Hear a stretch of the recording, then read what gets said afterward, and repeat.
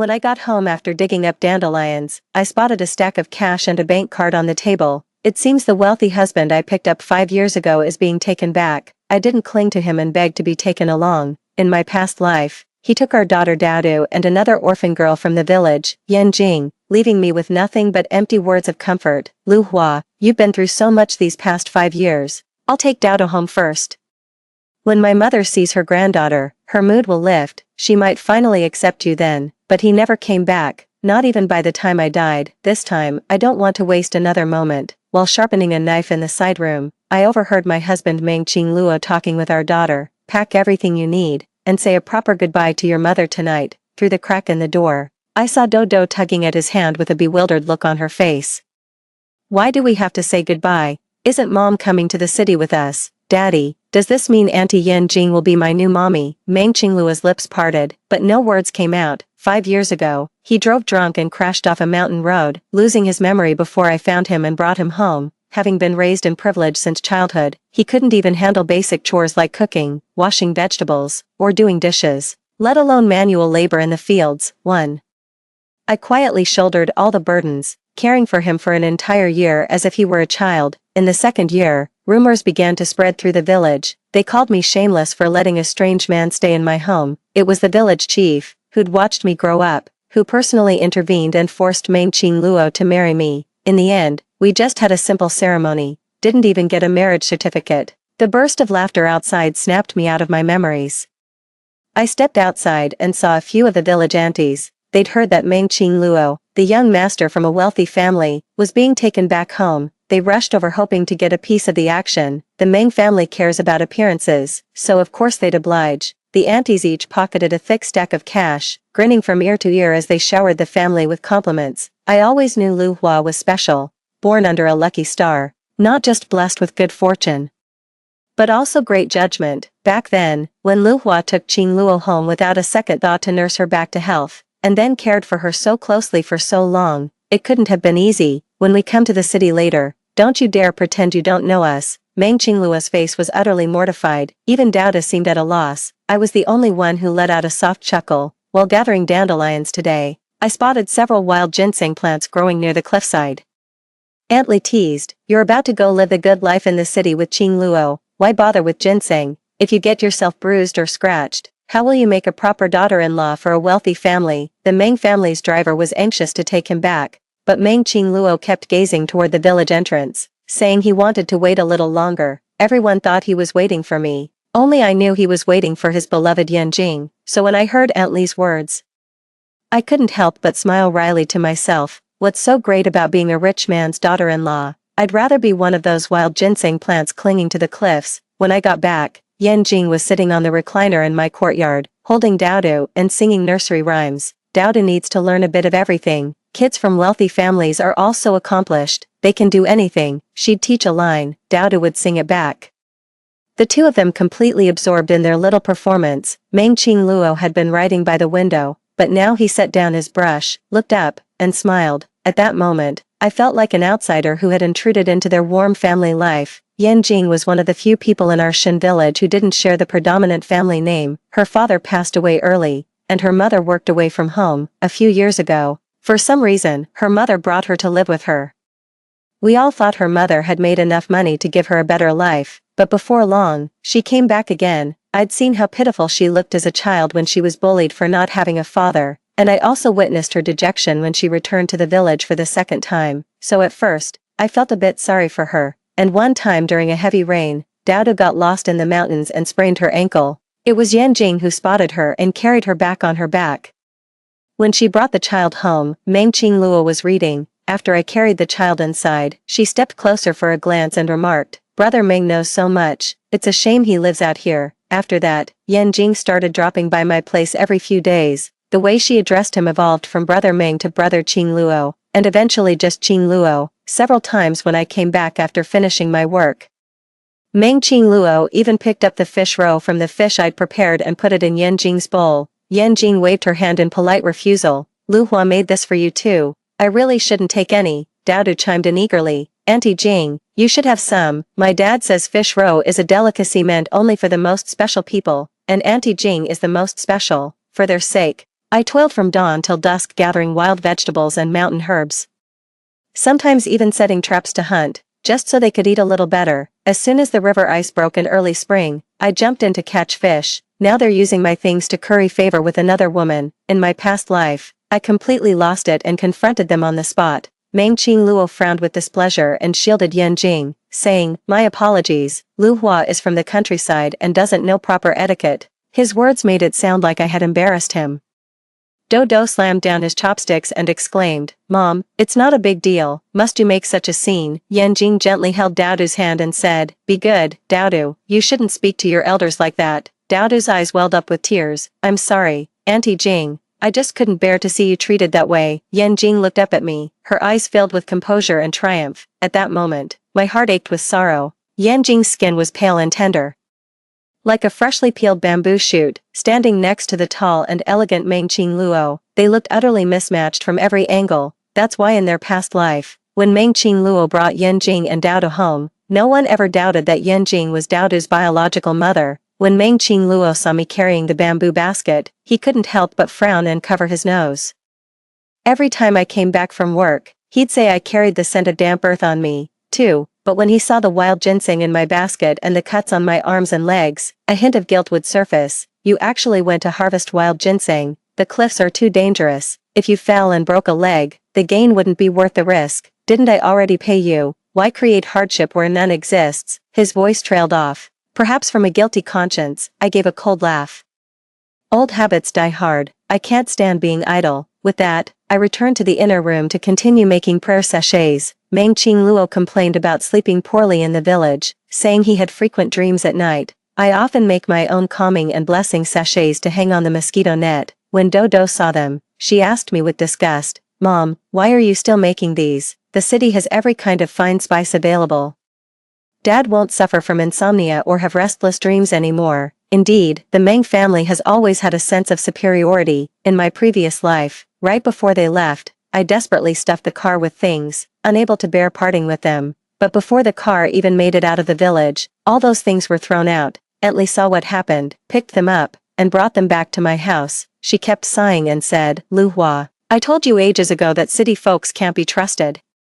If you just settled for someone from the village back then, you wouldn't have ended up like this. But back then, I just thought my mother-in-law couldn't accept having a country girl as her daughter-in-law, so I worked even harder, determined to earn more money. After spending 3 days and 2 nights in the mountains, I finally managed to kill a wild boar and dragged it back to the village to sell. I immediately used the money to install a telephone at home, but every time I called Daodu, she sounded impatient. "I have to go to ballet class. Auntie Jing is waiting to take me to my violin lesson." I couldn't help myself. I secretly went to the city just to catch a glimpse of her. She clearly saw me after school, yet turned and rushed straight into Yan Jing's arms. Then the two of them happily got into that luxury car I'd never even seen before. After that, I never went back. Not until she graduated from college. "I have cancer.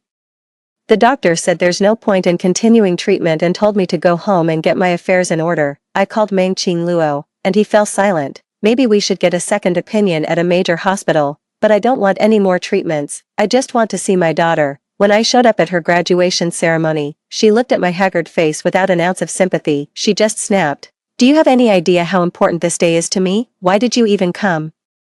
You're making me the laughing stock of this whole ceremony." Meng Qingluo stood by watching, not uttering a single word. In that instant, I realized she was no longer my daughter. Raised in a wealthy family as a cherished young lady, she needed a refined and dignified mother, not a country woman like me. Amid the clamor of drums and gongs, I was driven out of the school gates. After taking just a few steps, I suddenly coughed up mouthfuls of blood and died right there on the street.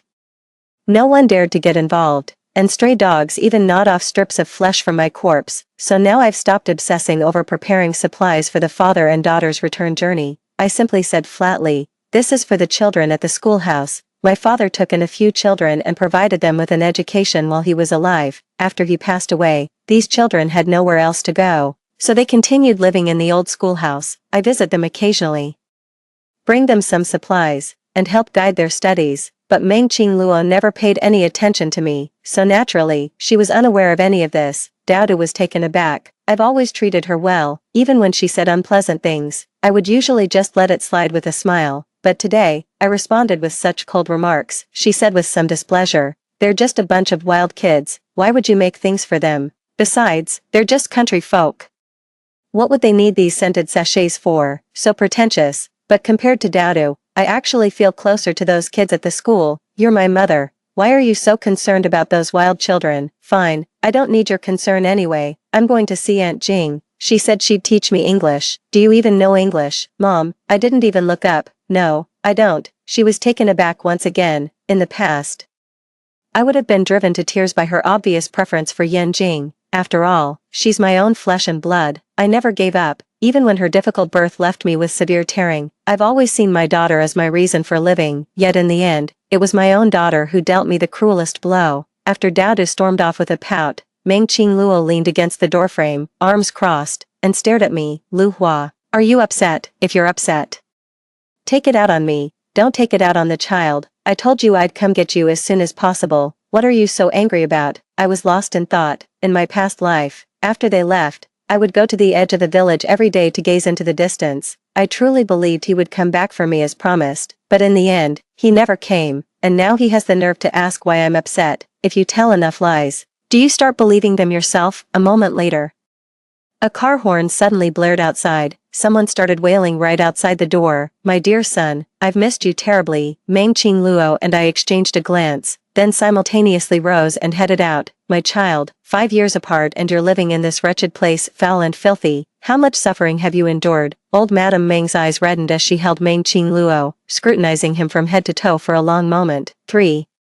It wasn't until she'd calmed down that she finally noticed me standing beside her. With just one glance, she stumbled backward and collapsed to the ground, covering her eyes as if she couldn't bear to look at me. "Get away from me, just go." Everyone was momentarily stunned. I always knew a family like the Mengs would probably look down on someone like me, but I never imagined our first meeting would play out like this. To placate the old lady, Meng Qingluo instinctively shot me a glare and waved me away, but before I could even step over the threshold, I collided headlong with Yan Jing, who was rushing in. For once, she didn't try to provoke me. Instead, she went straight to Mrs. Meng. "Are you alright, ma'am? Are you hurt anywhere? Let me help you up." "Oh dear, I heard you fall from the doorway and was so worried." Old Mrs. Meng was notoriously picky when it came to judging people, so when she took a dislike to me, everyone just felt awkward and didn't know how to react. But what really surprised everyone was that the old lady, who was known for being a neat freak, didn't push Yan Jing away. Instead, her eyes were sparkling. She grabbed Yan Jing's hand in sheer delight. Though it was their first meeting, the old lady acted like reuniting with a long-lost friend. "My dear, what brings you here?" Much later, I learned that Yan Jing bore a striking resemblance to the granddaughter of Mrs. Meng's childhood sweetheart. The girl was in poor health and died of a heart condition at the age of 11. That's why Meng Qingluo was determined to bring Yan Jing back to the Meng family in their previous life. So even though Yan Jing was also from the countryside, the Meng family readily agreed to their marriage. The moment I learned the truth, my heart ached with sorrow. Why is it that we're both women, yet my life has been so full of hardships? My mother caught a chill giving birth to me and passed away before I was even a month old. My father raised me until I was 15, but then a flash flood hit our village. He was swept away while trying to save others, and his body was never found. All that's left to me are a few orphans from the village school, this dilapidated house, and his several baskets of books. After carrying Meng Qingluo back home, the weight of life's burdens grew heavier. I not only gathered wild vegetables to sell for money, but also learned to scale cliffs for precious lingzhi mushrooms. I hunted in the mountains and fished in the rivers. There was nothing I couldn't do. Over time, my skin became dark and rough. Before my father passed away, I too was a gentle and lovely young girl. I possessed a deeper serenity than Yan Jing, but when I saw Yan Jing again later, I couldn't even compare to a single strand of her hair. She wore an expensive dress and soft leather high heels, moving with such grace that her footsteps made no sound. As she settled into her seat with elegant poise, an irresistible charm radiated from her every gesture. She knew I had gone to the school to find Dowdo and came specifically looking for me. "Sister Lu Hua, you and Qingluo are fundamentally different people. You should be content with those 5 years you had. As for Dowdo, she wants to be a wealthy socialite.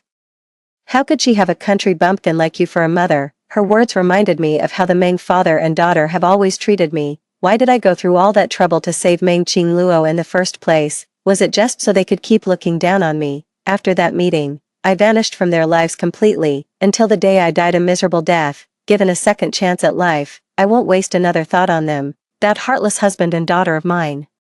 As far as I'm concerned, they're already dead. On the day they left, Meng Qingluo gave me a plain silver ring. Throughout our years of marriage, I'd mentioned more than once how much I wanted a wedding ring, but he always said those were only for city girls. You're just a country girl, who are you trying to impress? But now that he's offering it to me, I don't have the slightest desire to take it. There was a hint of condescension in Meng Qingluo's smile. Are you still upset because I'm leaving?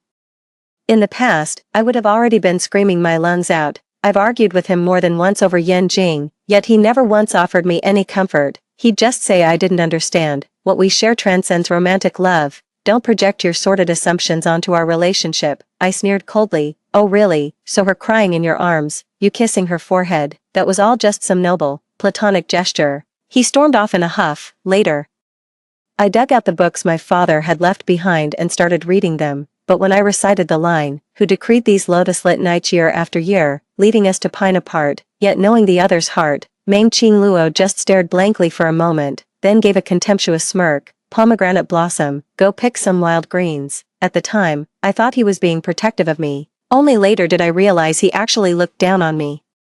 He didn't think I was capable of understanding Song Dynasty poetry. Honestly, those sentences were perfectly clear to me. A ring wouldn't have been expensive for him, yet in his past life, he could never bring himself to spend the money. That's why in this lifetime, I couldn't care less about it. A wedding ring symbolizes fidelity. He was unfaithful in marriage and emotionally inconsistent. I have no interest in his wedding ring. Meng Qingluo seemed surprised when I didn't reach out my hand. Just then, the Meng family began to urge them on. Meng Qingluo let out a helpless sigh. Give it to me. What? I frowned in confusion. Scented sachets. I know you prepared many other things, but I can only take 2 scented sachets back with me. So all along he thought I was just saving face by claiming those were made for the children. I retorted sarcastically. The car is too small, and I prepared too many things. It would be inconvenient for you to carry them all, so I've given them away.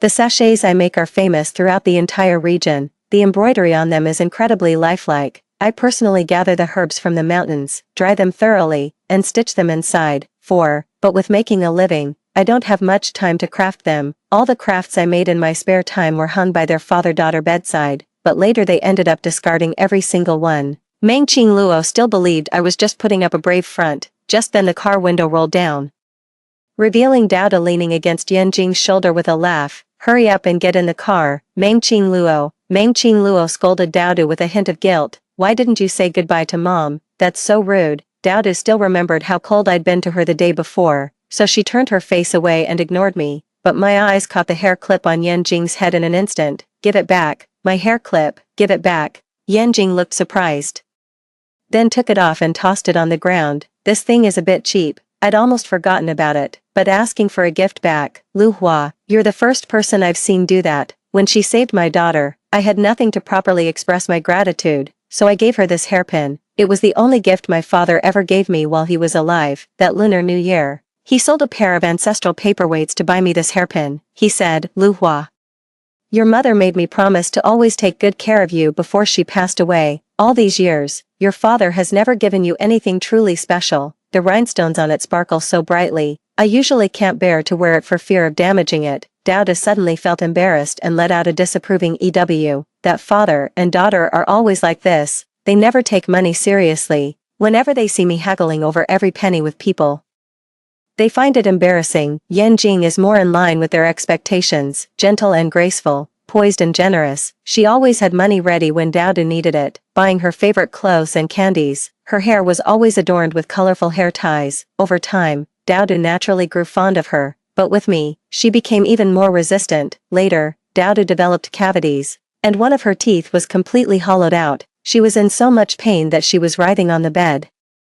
Yan Jing was so worried that tears started streaming down her face. It's all my fault. I shouldn't have given her so much candy, but I just couldn't bear to see her unhappy. Just as I was about to get angry, Meng Qingluo cut in before I could say anything. I know you think of her as your own. Looking at it this way, they really are better suited for each other. Just as Meng Qingluo turned to get in the car, she suddenly noticed all my herbs in the corner were gone.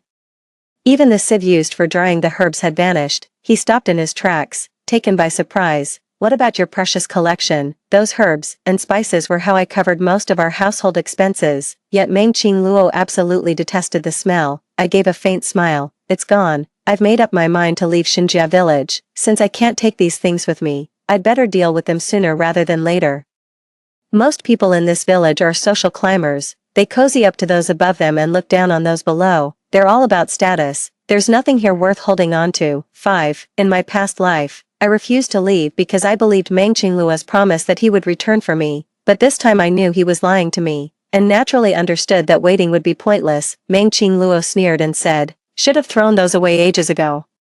Now you finally understand our Meng family's wealth makes your shabby belongings unnecessary, don't you? The money the Meng family gave you is enough to live out your days here without a care in the world." Urged on by Daodu, they finally left. In the end, my daughter never got to say goodbye to me, not that it needed saying anyway, because she was no longer the precious daughter I had risked my life to bring into this world. Angry, though she was barely over 3 years old, Yan Jing had already twisted her beyond recognition. Unlike in my past life, Meng Qingluo actually had a phone installed for me before leaving. "If you ever run into any trouble, just give me a call, but I don't know how to fight, and I won't take his money either. It's tainted. I'm going somewhere new to live my own life." Meng Qingluo's first night back at the Meng residence, he expected to feel comfortable and at ease, even a sense of relief. After all, he'd finally broken free from Shenluhua and that backward, fish-stench village, yet he lay awake until midnight. Something felt missing. Gazing at the ornate ceiling, he felt an emptiness. He thought there should be a mosquito net, with calming sachets hanging before it. The perfume in the room struck him as rather tacky. He barely slept a wink all night. He woke up feeling lightheaded, with dark circles under his eyes.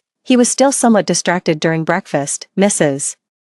Meng frowned at the smacking sounds Daodu made while eating. "Daodu, keep it down." Daodu pouted in response. Her mother always served breakfast only after making sure the temperature was just right. Seeing the old lady was displeased, Yan Jing decided to help. The old lady put down her chopsticks and said sternly, "Aren't you too old to not know how to eat properly? What exactly did your mother teach you?" Yan Jing quickly withdrew and sat back in her seat. Children are quick to pick up on subtle cues, and she immediately sensed her grandmother's disapproval. Even Auntie Jing no longer shielded her with the same fierce protectiveness as before. Her eyes welled up with hurt, tears spilling down her cheeks in an instant. After breakfast, Daodu sat on the backyard swing, lost in thought. Meng Qingluo asked why she wasn't joining the fun. "I'm missing my mom a little." So Meng Qingluo dialed the landline number they'd installed for Shenluhua. But the phone just kept ringing. Meng Qingluo felt a pang of anxiety but forced herself to appear composed. "Your mother might be busy. Let's try calling again later." But after that day, the father and daughter became swamped with work. Old Mrs. Meng was dissatisfied with Daodu, believing she needed more training. From dawn till dusk, her schedule was packed with dance, music, piano, calligraphy. Daodu was so exhausted she burst into tears, but old Mrs. Meng grew even angrier. Girls from the Meng family aren't raised to be this fragile. Dodo held back her tears again. When it was time to sleep at night, she tucked herself in and quietly sobbed. After Meng Qingluo found out, she kept saying she missed her mom. "Mom used to sing me to sleep, but Daddy can't sing. How about we ask Auntie Jing to sing for you?" Daodu thought about Auntie Jing's recent behavior and suddenly shook her head with disinterest. She murmured, "Mommy is still the best." When the father and daughter finally found time to visit Xinjia village, a whole month had already passed. Auntie Li came shamelessly asking for favors again. Just like before, Meng Qingluo gave her a generous red envelope and asked about what Shenluhua had been up to lately. "Is she doing alright? She probably isn't as nitpicky as she used to be, right?" Aunt Li exclaimed in surprise. "Lu Hua, she left the very day you did." Meng Qingluo hurried to the old house, pushing the door open. He found the place draped in cobwebs. The courtyard was blanketed with a thick layer of dust. "It looks like no one has lived here for a long time." Meng Qingluo rushed into the bedroom and saw that even the bedding was gone from the bed, leaving only a pile of bare straw. The bank card he had left for Shenluhua before leaving was now lying in the straw pile. He muttered to himself, "It seems your mother is really angry this time." 6. When she comes back, don't say anything that might upset her. Daodu nodded earnestly, though with a hint of childish confusion. After leaving Xinjia village, I also moved to the city. During the day, I'd make a few scented sachets to sell at a wellness shop I frequented. I took on a part-time evening job teaching at a night school. The pay wasn't much, but it was enough to cover my living expenses. Before long, I had managed to save up a small nest egg. I used to skimp on things for myself. New clothes, skincare, every penny went to that father and daughter. Now I can finally focus on taking care of myself. I have more time for reading, and more time for skincare and self-care. Soon enough, my overall demeanor improved, my outward appearance became increasingly striking. Even the owner of the wellness shop said I'm looking more and more beautiful. Lu Hua, you've changed so much. It seems a divorced woman doesn't necessarily have a hard life after all. But she wasn't entirely right. Meng Qing Luo and I never actually registered our marriage, so there was no divorce to speak of. Someone actually asked for my contact at night school, then they confessed their feelings after connecting. Ms. Shen, I really like you, would you be my girlfriend? But I have zero interest in romance. My mind was completely occupied with thoughts of how to become a better version of myself. Then one day, the owner of the wellness shop gave me a call. She told me someone wanted to buy my scented sachets. He mentioned his family members have been struggling with sleep, and wanted to purchase more. He asked me to check how many you have in stock. The proprietress brought him to meet me. Staring at the person before me, I felt a momentary daze. His features and mannerisms bore a striking resemblance to Meng Qing Luo. I'm Meng Yi. I turned him down flat. But Meng Yi was a master of persistence, showing up daily at the wellness center to pester me.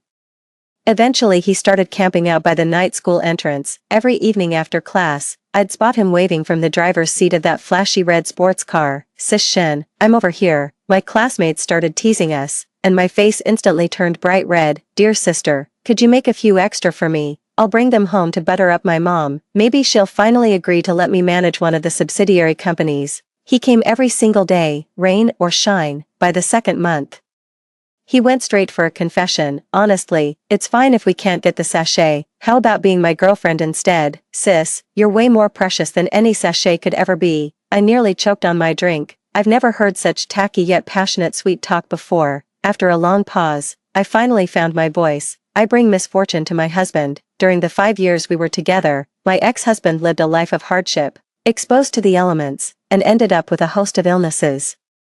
But right after we divorced, his health immediately turned around. Meng Yi, however, just chuckled. That's his problem, not yours. Even after saying something like that, he still refused to give up. If anything, it only made him more determined. I couldn't help but feel a little exasperated. I was about to turn away when his phone suddenly rang. Bro, what's up? Stop rushing me. I've been busy chasing after a girl lately. Who is she? A really beautiful young lady with a lovely name. Shenlu Hua. The line went silent. Meng Yi even thought there was something wrong with the phone line. Where are you? In the silence, I heard Meng Qingluo's voice. In less than 2 hours, I saw the Meng father and daughter. Dada rushed over and hugged me. Mom, I missed you so much. She used to only say, Mom, aren't you embarrassed? 7. Meng Qingluo said through gritted teeth. Shenlu Hua, you're something else. Pretending not to care about money on the surface, but secretly seducing my brother. I had already guessed it, but the moment it was confirmed, I still glanced at Meng Yi. I have absolutely no interest in anyone from the Meng family. Meng Qingluo froze, then murmured softly, after all this time, are you still angry? Mom, please don't be mad, I've missed you so much. Dodo held me tightly, as if afraid I might run away, but I ended up pushing her away without thinking. Mom, Dodo cried out anxiously. Meng Qingluo furrowed her brow as well. Shenlu Hua, she's your own flesh and blood. How could you break her heart like this? Yes, my own daughter. In my past life, for the sake of so-called wealth and pride, she callously abandoned her own birth mother. Now that I've started a new life, what reason does she have to grieve? Meng Yi finally caught on. So she's the sister-in-law you've been searching for all this time. That can't be right. She claimed she was jinxed in marriage, said her husband was a penniless wreck in poor health, and things only improved after their divorce. In the end, everyone fell silent, but soon after, Meng Yi gave a composed smile. It's no big deal. What era is this? Divorce is completely normal. Bro, if it makes you uncomfortable, I can move out, Meng Qingluo said coldly. Do you really think Mom would approve of you chasing after your sister-in-law? Meng Yi raised an eyebrow. Ex-sister-in-law. Wait, no, you never even got a marriage certificate, so she's just your ex-girlfriend, right? Besides, if you don't want her, why can't I have her? I never wanted to be the Meng family heir anyway. I couldn't help but smash the cup in my hand. Get the hell out of here. I kicked all 3 of them out, but then, as if they were competing, they all ended up finding places to live near me. They show up at my doorstep every day like clockwork. Sometimes he'd offer to drive me to class.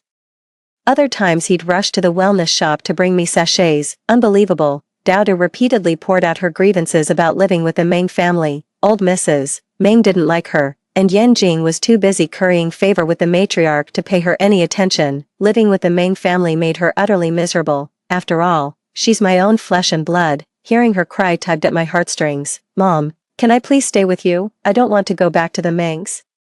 I waved my hand dismissively. This place is too small for both of us. Her head drooped in disappointment. Meng Qingluo held Daodu in a comforting embrace. Lu Hua, let bygones be bygones. We should focus on building a good life together as a family. I scoffed. I used to want that too, but didn't you all think I wasn't good enough for your family? The father and daughter stood frozen in stunned silence. But I couldn't be bothered with their reaction. I just shut the door right in their faces.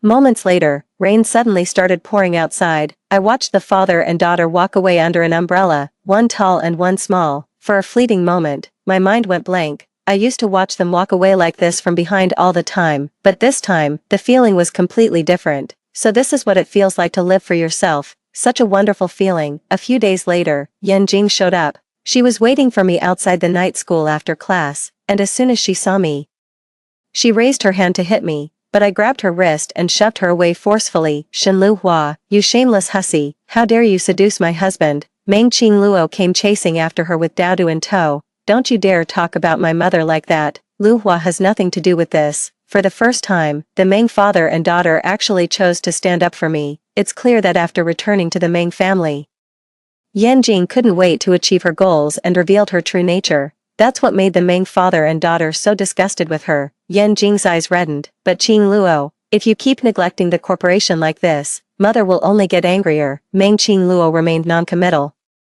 What she needs is someone who can smoothly take over the conglomerate after she's gone. Right now, she just needs a puppet. Anyone would do. It seems the dramas of wealthy families truly never end. For a fleeting moment, I actually felt relieved that I wasn't the one who went with the Meng family back then. Yan Jing suddenly dropped to her knees before me. Lu Hua, you need to let go. This isn't good for Qingluo or Daodu. I found it rather absurd. 8. They're the ones entangled in this father-daughter conflict. Why should I be the one to back off? Is it just because I wasn't born into a wealthy family? I turned my gaze to Meng Qingluo. If you don't want me to be sick at the sight of you, then get lost and leave me in peace. Meng Qingluo stood frozen. I've never said anything so harsh and hurtful before. After a long silence, he finally spoke. You really don't love me anymore. Do you really despise me that much? I don't despise you. Nor do I love you. I just want to live my own life, a life without any of you in it. Meng Qingluo let out a deep sigh. Daodu's tears fell in big drops at first, and she absolutely refused to leave. Meng Qingluo picked her up and stuffed her into the car. Only when the car had gone far into the distance did I truly begin to relax. I turned around, ready to head home. I saw Meng Yi standing under the tree with a complicated expression. Before I could say anything, he smiled with a sense of relief. I know you don't want to see anyone from the Meng family. I've already returned the house. After a few steps, he turned back and gave me a warm smile. You're truly beautiful. I really like you. And it's such a shame we didn't meet sooner. His figure grew more distant until he vanished around the street corner. After that day, I never heard from any of them again. It was only by chance, during a visit back to Xinjia village, that I heard them mention it. They said Yan Jing had been kicked out of the Meng family. It turned out that when her mother took her to the city back then, it was to force her into prostitution. Later, she fell ill and had to be sent back home to recover. She had been scheming all along to marry into a wealthy family, but in the end, to her surprise, the Meng family had thoroughly investigated her background. Once again, she fell out of favor with both Mr. Meng and his daughter. All those years of meticulous planning came to nothing, like drawing water with a bamboo basket, but I never saw her again. I'm not interested in how things turned out for them, either. I just want to live the rest of my life for myself, living better and more vibrantly with each passing day. The end. Story 2. In the kidnapper's cruel game of choice, my parents chose my sister, and I was mercilessly abandoned. When I opened my eyes again, I found myself reborn in the body of a strange girl. She lived in poverty with her paralyzed grandmother and disabled mother, yet there was a warmth in this life that I had long yearned for. One day, I encountered a deranged woman who asked me if I had seen her daughter. Looking at that familiar face, now stripped of its former dignity and filled only with deep lines of hardship, I calmly shook my head. I haven't seen her. Her daughter had died at the hands of kidnappers 5 years earlier. It was her own choice. 1. In the decrepit warehouse. My sister and I were bound with ropes, our mouths stuffed with rags. A camera was set up directly in front of us, while the kidnapper behind us devoured his meal, laughing heartily. Linny Cheng. have you decided which precious daughter will die? He taunted. My sister whimpered softly, trembling all over in fear, while I stared calmly at the monitor beside us. It clearly displayed the faces of my parents, once dignified and composed, now aged a decade overnight. Their expressions filled with sorrow and exhaustion as they pleaded incessantly, "Don't hurt my daughter, please, we'll give you whatever money you want, don't harm them, please, I beg you." Suddenly, the sound of a breaking liquor bottle erupted behind us, instinctively shielding my sister. Shards of glass grazed my face, quickly drawing blood. "Linny Chang, now you beg me. When my company went bankrupt and I begged you for help, did you care? Money is useless. Today I want your daughter to join me in death. You have 3 minutes to decide, say the elder or the younger. If time runs out and you haven't chosen, they both die." As his words ended, a countdown began to echo around us. Each second ticked by like a deathly march. My sister shook more violently, her naive eyes filled with terror, hot tears dropping onto my shoulder, making my own eyes sting. Not long into the countdown, I heard my mother's desperate voice, "Save the younger. Don't hurt my Eneen, please." Unsurprisingly, I was forsaken. Although I had anticipated this outcome, hearing my parents make that choice still brought a great surge of grief. It seemed my parents truly didn't love me. At that moment, I felt all strength leave me. I collapsed to the ground, hearing nothing, vision darkening. The kidnapper dragged my sister away, then returned to rip the rag from my mouth. "Kid, you have 1 minute for your last words." Again, the ticking of the countdown.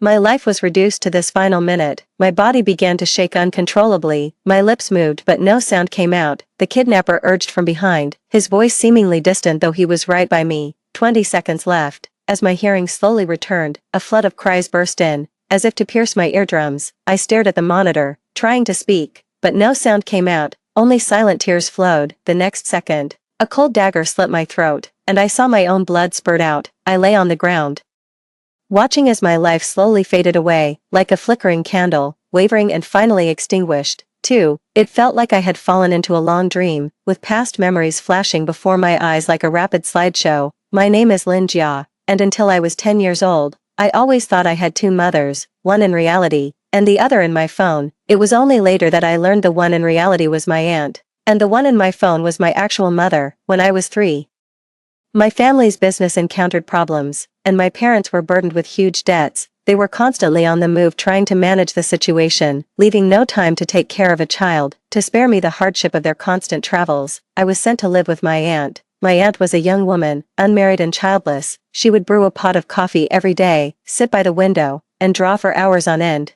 I was a light sleeper and often woke from nightmares.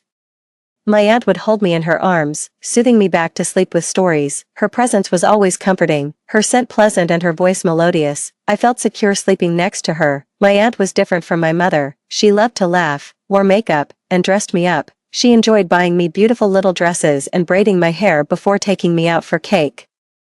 She used to say that girls should always look pretty from a young age. Once, I developed a high fever in the middle of the night, aching all over, and I cried out for my mother. In my half-asleep state, I found myself in a tender, fragrant embrace, with someone gently patting my back until I fell asleep. When I opened my eyes, my aunt was lying beside me, dark circles under her eyes. After waking up, I hugged her and called her mom. She was silent for a while before telling me to call her aunt, and that the person who called me every week was my real mother. I didn't understand. I had seen other kids with their mothers, who were just like my aunt, putting their kids to bed, taking them out to play, and dressing them up nicely. The mother who called me every week never visited, didn't take me out to play, didn't soothe me to sleep, and sometimes even forgot to call. I asked my aunt if she could be my mom and the one on the phone could be my aunt. This time, she was silent even longer.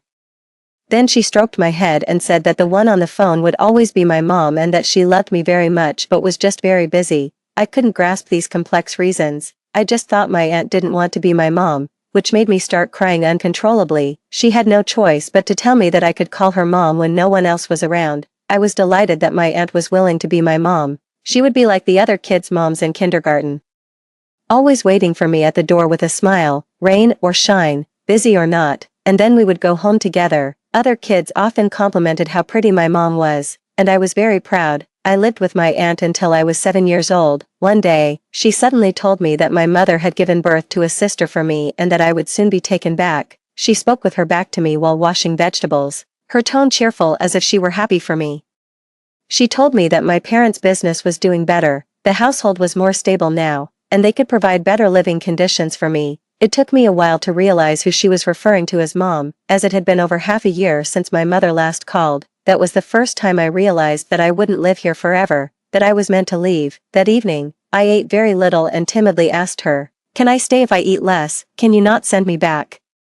I didn't need better living conditions, just being with my aunt was enough for me. I'm not greedy. Aunt was stunned for a long time, said nothing, just hugged me with tears in her eyes. During those days, I was constantly worried about being sent away. I couldn't eat or sleep well. Later, I overheard Aunt talking on the phone. The person on the other end said my little sister was very young and might not have the energy to take care of me, hoping Aunt could keep me for a few more years. Relieved that I wouldn't be sent away, I was happy again. Aunt didn't say anything, but I knew she was happy too. She even made 2 extra dishes for dinner, but I had forgotten, I was ultimately not Aunt's child, and one day I would have to return to my parents. Life at Aunt's was calm and comfortable, and the days slipped away like the water used to wash vegetables. So the day of return came quickly. On my 10th birthday, I came home from school as usual and called out, "Mom, I'm home." But 2 voices responded to me. That was when I realized the mom from the phone calls had also arrived. The atmosphere became awkward, and my mother looked displeased. Finally, Aunt broke the silence. I thought the child was calling me Aunt instead. After dinner that day, my mom was ready to take me away, but I refused to leave and clung to Aunt, asking if she didn't want me anymore. Aunt's eyes were red, her expression a mix of reluctance, sadness, and anxiety. She forced a smile, visibly strained, and pushed me towards my mother. "Don't mind it, sister-in-law. Jia just isn't used to it yet. Kids, you know, spend a few more days with her, and she'll grow close. Jia really misses you. She loves the gifts you send and often dreams about you. It's getting late, you should head back. Be careful on the road." She ignored the pleading in my eyes and still insisted on handing me over to my mom. When we left, I didn't bring anything with me.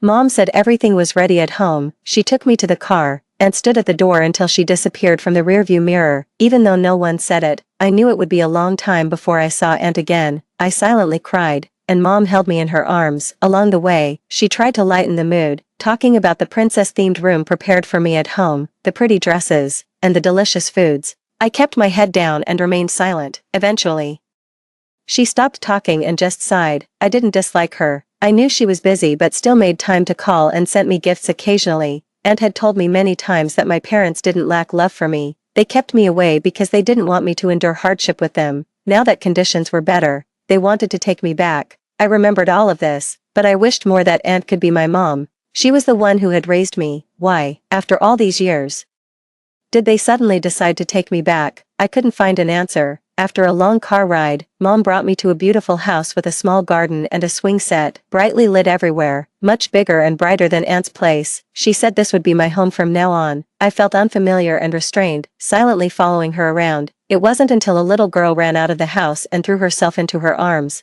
calling out Mommy in a sweet, childlike voice.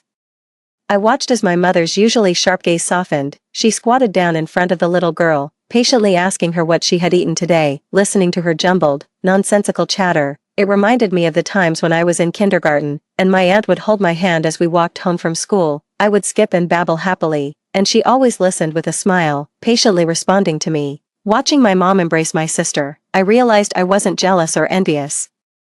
But there was still a pang of soreness in my heart. Perhaps it's because they looked like a true mother-daughter pair, while I felt like an outsider, and now, this outsider had to start living with them, sharing a mom. My nose was tingling with the urge to cry, but I dared not. I could only clutch at my clothes tightly. I'm not sure how long I stood there, until my sister pointed at me and asked who I was, making my mother finally realize I was still behind her. She brought my sister over to me, saying, "Enine, call her sister." Enine, who is plump and adorable, isn't shy at all. After looking at me for a moment, she took my hand and led me inside, saying, "Sister, I'll take you to eat something delicious." She was still unsteady on her feet, and Mom followed closely behind, her eyes full of tenderness. Suddenly, I wondered if she had ever looked at me with the same gaze. I couldn't find an answer. In my limited memories, such tender looks were only ever seen in my aunt's eyes. On my first night back home, I went to bed early, wrapped in the soft comforter. I finally felt a bit of peace. Later, Mom came in, worried I might not sleep well in a new bed, and offered to stay with me. But just as she sat down, my sister began crying at the door, wanting a bedtime story. Mom looked torn and guilty. I quickly told her to go to my sister, and she visibly relaxed, praising me for being understanding. I watched her leave with a light step and silently lowered my eyes. Mom, it's not that I'm understanding. It's just that I'm past the age of needing someone to sleep beside me. I used to cry for bedtime stories too, but back then, you weren't there. And now, I no longer need it. After Mom left, I picked up my phone to call my aunt, but it was busy. I figured she must be occupied with something, so I decided to wait until she was free. Meanwhile, I listened to the laughter of Mom and my sister from next door and drifted off to sleep unknowingly. A week later, when Dad came back from a business trip, he brought dresses for me and my sister as gifts. My sister's fit perfectly, but mine was too small and not in a color I liked. Dad apologized awkwardly, promising to get me another one. I just shook my head. It was understandable. My sister had grown up under his watchful eye. He knew every stage of her growth and her preferences. As for me, glimpsed only occasionally on video calls, what could he really know? To celebrate our family being together, Dad booked an entire restaurant, decorated like a fairy tale world. It was my first time seeing such a setup, but my sister seemed used to it. Before the meal, Mom carefully reminded my sister about dietary restrictions but ordered shrimp for me. She didn't know I was allergic to seafood, even though on the day she picked me up, my aunt had reminded her repeatedly and even sent a memo. She had forgotten. I wasn't very upset. I knew she was busy every day, and it was hard to remember every little detail. I suddenly found myself missing my aunt deeply. She never forgot my preferences. Whenever we dined out, she was always careful to remind me about the foods I needed to avoid. She was patient, meticulous, and gentle with me. Just like how a mother would be with her daughter. After I was taken back home, I never saw my aunt again. My father said she had gone on a trip and didn't know when she would return. He also told me not to bother her too often and that I should go to him or my mother if I needed anything. I silently agreed, but I couldn't help calling my aunt repeatedly. At first, I got a busy signal, and later, the number was disconnected. I knew my parents probably didn't want her to see me. They were worried that if I became too close to my aunt, I wouldn't want to be close to them. The day I called my aunt, Mom seemed to have left a thorn in my parents' hearts, but they forgot that it was they who said they didn't have the energy to take care of me and sent me to live with my aunt. They were busy with work and hardly visited me, and later, even their phone calls felt perfunctory. Children are easy to appease but also keenly aware of who is truly there for them. Mom and Dad, you were the ones who pushed me away first. I know my parents have been trying to mend our relationship, treating me well and providing me with good material conditions. I transferred to a better private school, had a driver take me to and from school, received new clothes every season delivered to our home, and the nanny prepared very nutritious meals for me, but we never really bonded, unlike my sister, who would snuggle fearlessly into our parents' arms and pester my mother to braid her hair or playfully tug at my father's beard. I always sat quietly on the side of the sofa. My sister's lively and mischievous nature always brought laughter to my parents. When upset, she would throw tantrums, scattering her dolls all over her room, waiting for someone to come and console her. Her emotions were always clear and vivid. I,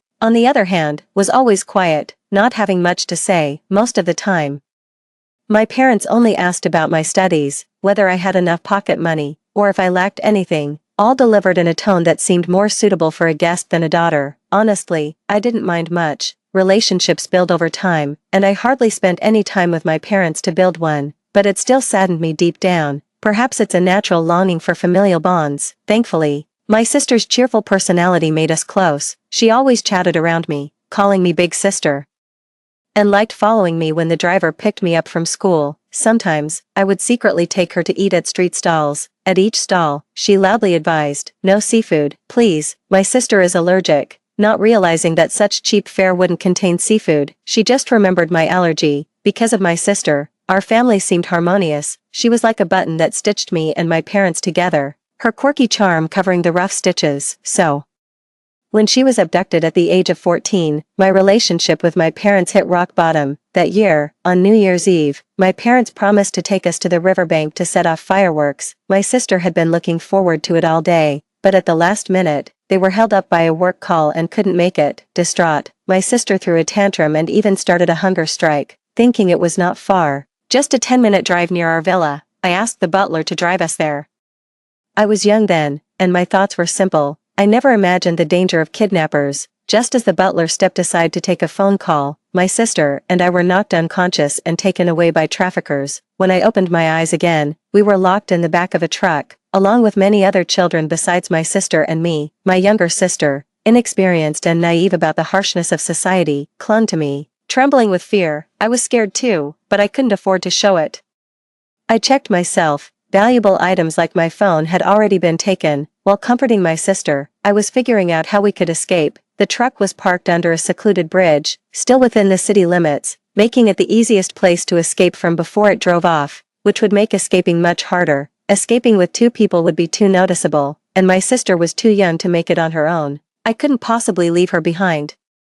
The best plan was to find someone who could escape and quickly call for help. Looking around, I noticed a boy about my age among the group of children. Despite his bruised face, he seemed sharp. I moved next to him and asked if he dared to run, then shared my plan with him. I took off my jacket and banged loudly on the door, claiming I had a stomachache. When the person watching us opened the door, I threw my jacket over his head and created a loud commotion. Seeing this, the children in the truck jumped out and ran, but the chaos didn't last long. I was quickly subdued, and the traffickers' accomplices soon arrived. The fleeing children were caught one by one. The traffickers counted the heads and noticed one was missing. Not surprisingly, I was severely beaten. My sister rushed to protect me, but I held her close to shield her. My sister is so lovely. It wouldn't be right if she got hurt. I don't know how long the beating lasted, but I felt pain everywhere. My sister curled up in my arms, crying, and I held her tightly, reassuring her in a hoarse voice not to be afraid. Help had been called. We would be rescued soon. Only I knew that the boy hadn't actually escaped. Although it was dark,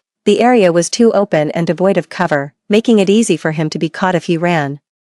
My real plan was to create a diversion so that the traffickers would chase after the escapees, allowing him to steal a phone and call for help. That boy was actually hiding under the truck. The traffickers searched but couldn't find him and assumed he had really escaped. They beat me again, then decided to depart without waiting for their accomplices. Straining to listen, I gradually lost consciousness. When I woke up, I was in the hospital, unable to speak, covered in tubes. But I could hear my mother's heart-wrenching cries. Later, I learned that I had been left for dead by the traffickers when I passed out from the beating, thinking I was dead, while my sister was still in the truck. After the truck left, the boy carried me out and encountered the police, who rushed us to the hospital. I stayed a long time in the ICU and then in a regular ward, during which my parents only visited twice. They were visibly thinner from the efforts to find my sister. Even after I recovered, my sister was still missing. Although we had given the police the license plate number when we called for help, the traffickers were cunning, switching vehicles several times, making it difficult to track them. Where my sister ended up, no one knows. After my sister was abducted, my parents seemed to lose their spirit, becoming much more despondent. The hair by his temples had turned white. Dad numbed himself with work, often traveling for months on end, while Mom started to drink frequently, but I knew that beneath the calm surface, there were always turbulent waves churning. One day, Mom got drunk, her senses dulled by alcohol, tearing open the facade to reveal terrifying fangs. That day, she smashed many things, crying and blaming me, saying it was all my fault for insisting on taking my sister to set off fireworks, which led to her being kidnapped. She cried heartbreakingly, questioning why it wasn't me who was kidnapped. She asked if I was jealous of my sister, if I had intentionally let her be kidnapped. Otherwise, why was I able to escape? I didn't know how to answer her. I could only silently endure. The next day, when she sobered up, she cried and apologized to me, saying it was all drunken nonsense and asked me not to take it to heart. But how could I forget? When she questioned me, the resentment and hatred in her eyes were so real. Mom, how do I tell you that I wish I was the one who had been kidnapped?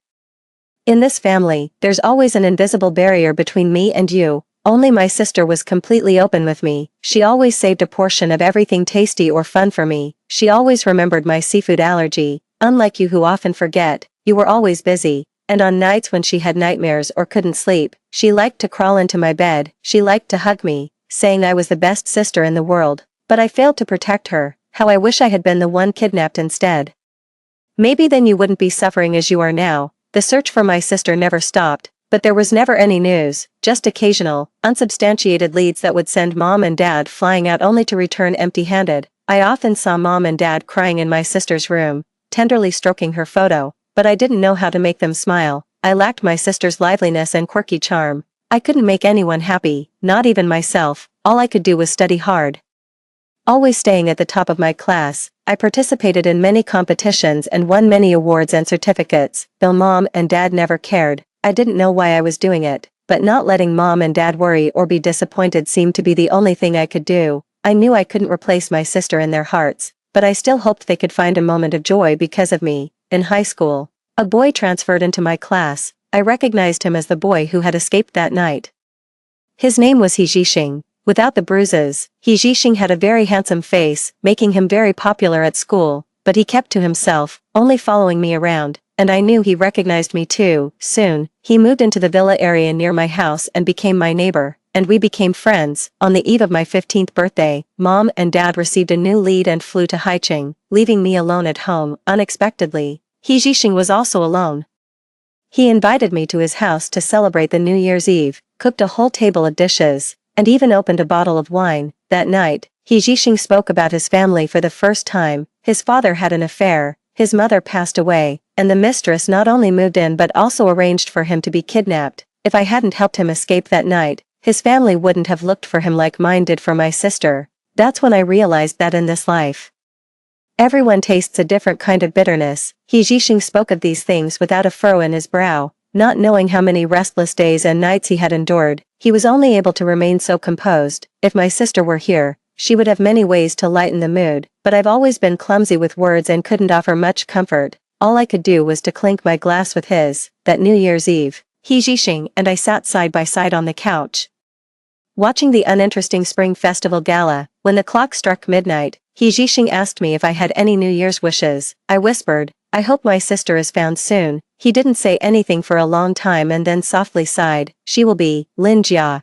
Don't blame yourself for your sister's disappearance. You've done everything you could." I didn't respond, just felt a sourness in my eyes. It was the first time someone told me I had done my best. When I was 3, my parents sent me to my aunt's place. I restrained myself to only calling for my mother in my dreams or when I was sick. That was me trying my best. At 10, my parents took me back and stopped me from seeing my aunt. I tried hard to adapt to the new environment and new family, making sure not to cause any trouble. That was me trying my best.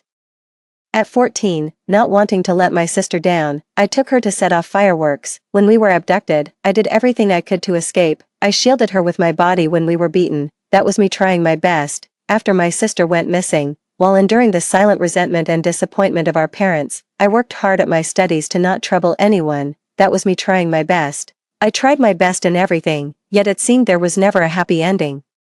After 3 years of searching, the human trafficking gang was completely dismantled, and my sister was finally found. She was emaciated, barely skin and bones, and had forgotten everything, including us. She had also become somewhat mentally impaired and had lost hearing in one ear. My parents took her for a full medical examination. The doctor said her mental impairment was due to trauma and that she could recover with good care. Her hearing loss was irreversible. She would need a hearing aid for life, but thankfully, my sister was alive and back. My parents' worries were greatly reduced, and they started actively participating in her treatment. During the first month, she often screamed in the middle of the night, curling up in the closet while crying and yelling, "Don't hit me, big sister. Eneen is in so much pain, save me." Every day and night she was trafficked. She had hoped for her big sister to rescue her. During those busy days, the person she relied on the most was me, but I was also the one who led to her being trafficked. In that moment, I couldn't bring myself to approach her. I could only stand aside. My mother sat on the ground, holding her and crying. Through her blurry tears, she looked at me, her eyes filled with disappointment. Her gaze seemed to ask, "She trusted you so much, why didn't you protect her?" I fled back to my room. I sat there, hating myself for my helplessness that had led to my sister's current state. I don't know how long I sat there until a beam of light reflected on the window. It was He Zhixing signaling me to check my phone with his flashlight. It was our unique way of greeting each other. I picked up my phone, and indeed, there was a message: "Go to sleep early, we'll have croissant sandwiches for breakfast." The two of us, alienated from our family, found solace in each other this way. After my sister was found, her condition was very unstable. Sometimes she would remember our mother, and sometimes she would be wary of everyone. She often ran out subconsciously, muttering about going home. We hired many nannies and aides to watch over her 24 hours a day. Mom retired from her company to dedicate herself full-time to my sister's treatment. The doctors suggested revisiting activities my sister used to enjoy, as they believed it would aid her recovery and rehabilitation. It was like helping her grow up all over again. Mom would make desserts with her in the kitchen and read her stories every night to help her sleep. They often whispered and laughed together. While I could only watch from a distance, I saw that Mom was exhausted, yet her eyes always sparkled with a light that belonged only to my sister, a light that had dimmed for 3 years but was now bright again. I should be happy. But why is there still a sour feeling deep within me? Then one night, after my sister woke from a nightmare, she ran into my room and crawled into my bed, hugging me and saying, "Sister, Eneen is scared." I noticed a fleeting stiffness on Mom's face. That night, my sister slept with me, and Mom stayed up all night in the living room. I wasn't sure if Mom was suffering from insomnia or simply didn't want to sleep, but suddenly, I remembered her drunkenly accusing me of being jealous of my sister and intentionally letting her get kidnapped. Was Mom worried that I might secretly let my sister run away again? I forced myself not to think about it, but I couldn't suppress the sadness within me. Since then, I've been coming home as late as possible every night, always after my sister had gone to bed. Ji-hong probably knew about my family situation, but he never asked. Instead, he would run laps with me around the track field whenever I didn't want to go home, and then he'd talk about what we would eat the next morning. If it weren't for Ji-hong, I don't know how I would have coped during that time. In the second semester of my senior year, Mom told me my sister's condition was unstable, and since I was about to take my college entrance exams, she and Dad decided to take my sister to the southern city for a year of convalescence. I knew it wasn't really about not disturbing me, it was because my presence seemed to unsettle my sister. Even if she didn't remember me, she always liked being near me, which our parents didn't want. I didn't say anything and silently agreed. I knew I would never be the chosen one, and I was okay with that. But then, one day, my aunt suddenly visited, and for the first time in 8 years, I saw her again. She was as beautiful and elegant as I remembered, with tears in her eyes. She remarked how much I had grown and how good I looked now. She brought many gifts for both me and my sister, souvenirs from her travels around the world. While we were opening the gifts, she and my parents went to the study. I heard them arguing. "How can you call yourself parents? Eneen is pitiable. But isn't Jeja your daughter too? You three are moving to the southern city, leaving Jeja here alone. How can you bear it? You guard against me." "Fine, but Jeja is your own daughter. How could she possibly harm Eneen? If you don't want to take care of her, don't stop me from doing it." I looked down at the teddy bear in my hands when suddenly a cold hand touched my face.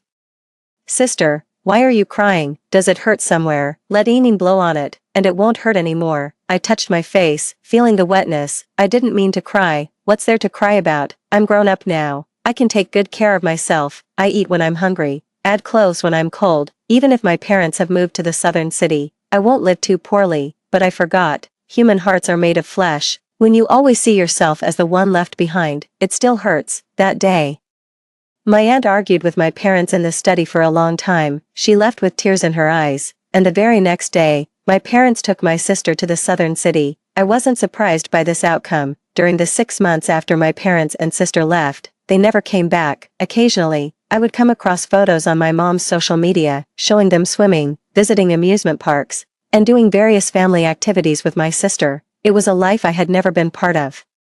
They wore matching clothes, laughed happily for the camera, and my sister seemed much better. I looked at those photos and secretly cried under my blanket. I knew my sister had suffered a lot, and I shouldn't compare, but I couldn't help feeling envious. My parents and I never had such moments, not even after I was brought back home. They seldom attended parent-teacher meetings. They were always too busy, too occupied to be part of my growing up, but they always had endless patience for my sister. They say comparison is the thief of joy, but how can I face it without comparing? Aren't I their child as well? Sometimes I wonder, if I had been the one kidnapped, would my parents have searched for me with the same urgency and perseverance? Would they have re-experienced growing up with me? I keep telling myself they would. But would they, really? I don't know. In my senior year of high school, I studied hard and scored high, deliberately choosing a university far away. I hardly went home during holidays, claiming the journey was too long and taxing. My parents didn't say much, and Ji-hong always stayed to keep me company. Whether I was home or not didn't really matter to my parents, and I had come to terms with that. All relationships in the world shouldn't be forced, although I was born into the Lin family.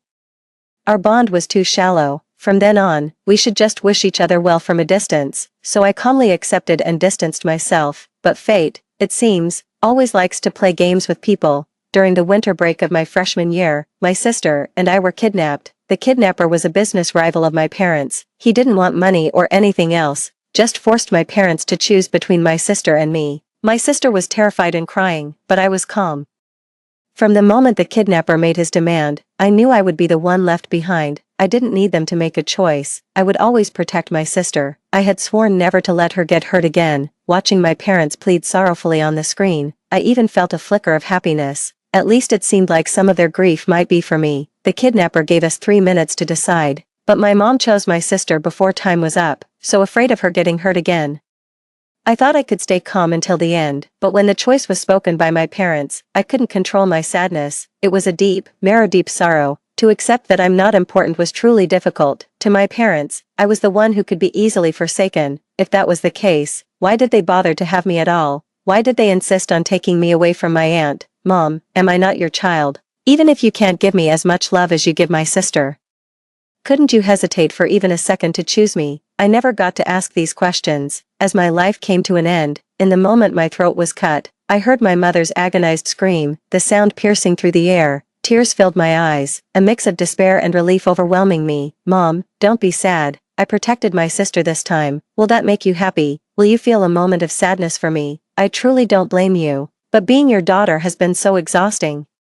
It was you who brought me into this world, and now you've also chosen to let me go. In a way, it brings things full circle. In the next life, let's not meet again. I lay on the ground, warm blood spreading across my cheeks. I'm so tired, so very tired. Let me sleep. It'll be alright if I can just fall asleep. There will be no more pain, no more sadness. Just before I closed my eyes, I saw my sister struggling frantically. She was bound, yet she still crawled desperately towards me. I tried to speak, but blood spurted from my mouth, and no sound came out, only my lips moving silently. Eneen, grow up well. Sister can't stay with you anymore. You need to grow up well. Darkness enveloped me, and I finally fell asleep. Where do people go after they die? Heaven or hell? It seems like neither. I wandered aimlessly through chaos, surrounded by darkness, with only a faint light in the distance. Instinctively, I moved towards the light, trying to grasp it, but I could never reach it.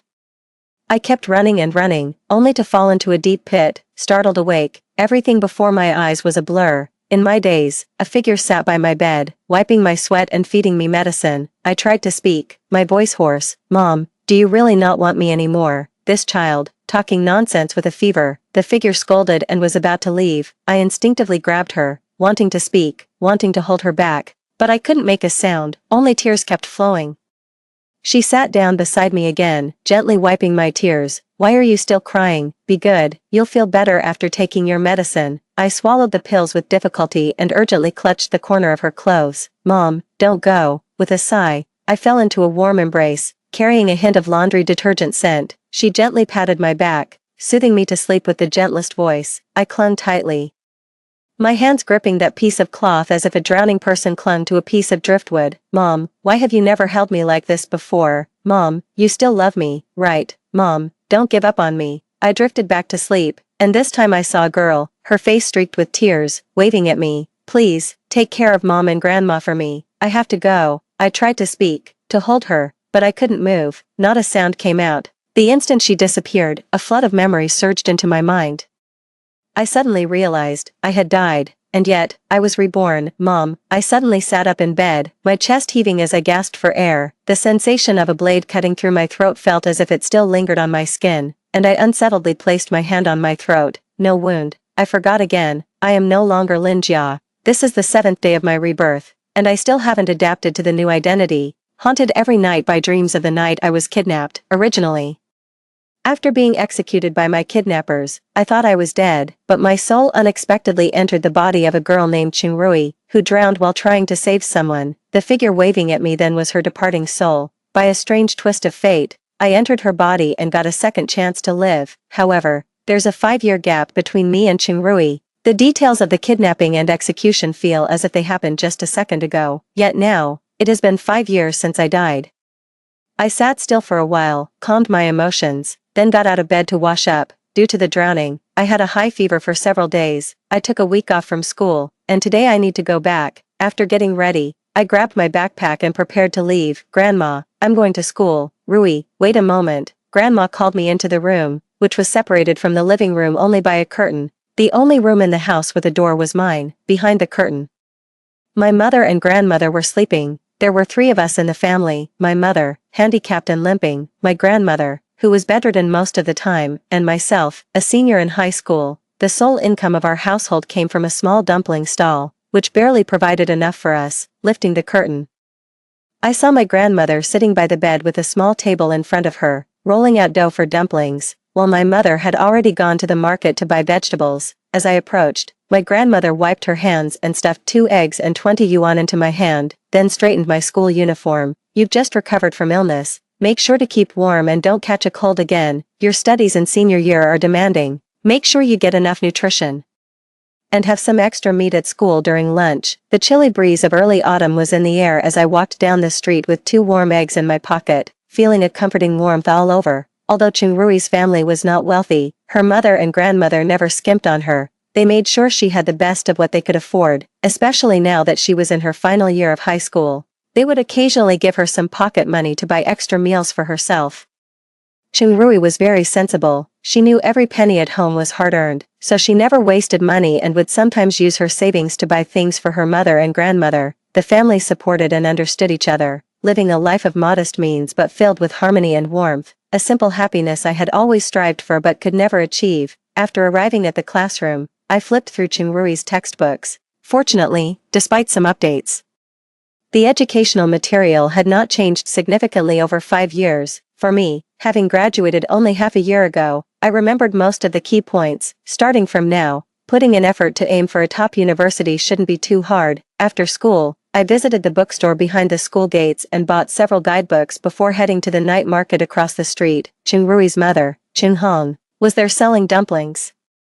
Chungrui would help out after school each day before they both headed home together. When I arrived, Chunhong was sitting in front of the dumpling stand, wrapping dumplings with a pot of boiling water nearby, its steam softening her features. I softly called out to her, "Mom, I'm done with school." Upon hearing me, Chunhong looked up, a spark of joy in her eyes. She set down her work and scooped a small serving of dumplings into the boiling water. "Have a seat and rest a bit. I've saved a bowl of your favorite shepherd's purse dumplings for you." I put down my backpack, tidied up the dining table, and wiped it clean. "Are there many left unsold?" "Just a few bowls left. We'll head home after they're sold." Chunhong placed a steaming bowl of dumplings before me and sat back down to continue her work, the light above casting a thin shadow of her slender figure on the ground. Steam rose from the bowl, moistening my eyes. Chunhong looked back at me with a smile, her gentle eyes hidden behind the mist. "Eat up before it gets cold." I bowed my head, burying my face in the bowl, and scooped a dumpling into my mouth. The heat, mixed with the fresh aroma of shepherd's purse and a hint of white pepper, warmed me from my stomach to my heart. I scooped another dumpling, savoring the cherished flavor in silence. I finished the entire bowl cleanly, not even leaving any soup behind. Chunhong took my bowl with a smile, saying that a good appetite was a sign of quick recovery. After returning home with Chunhong, my grandmother had already gone to bed. I went back to my room to start working on practice questions. Even if it meant repeating my senior year, I dared not rely on luck. I was determined to achieve good results and couldn't afford a moment of slack. Not long after, someone knocked on the door. Chunhong came in carrying a basin of water with a few mugwort leaves floating on top. There was a hint of worry in her eyes. "Grandma said you had another nightmare this morning. It's been several days in a row now. You can't keep having poor sleep like this." As she spoke, she dipped the mugwort leaves in the water and shook them over the side of my bed, then dabbed her wet fingers on my forehead. "It's probably from the shock of falling into the water that day. Let's go to the temple this weekend." I nodded obediently. "Okay." On Saturday, Chunhong got up early and took me to the temple at the foot of the mountain. The temple was built halfway up the mountain, inaccessible by cars and without a convenient path. To pay respects, one had to climb the stairs step by step. Despite this, the temple was bustling with visitors because it was known to be particularly efficacious. Chunhong's legs weren't in good condition, so she climbed slowly, leading me by the hand with a light sweat on her forehead, yet she appeared cheerful. "This temple's deity is exceptionally spiritual. Make sure to pray earnestly," she instructed. "First, to rid you of the recent nightmares, and second, the college entrance exams are coming up soon, so pray for good results." I responded softly, carefully supporting her as we slowly ascended. When we were still some distance from the temple, we could hear chants echoing from within. As we approached, a young monk greeted us at the temple gate.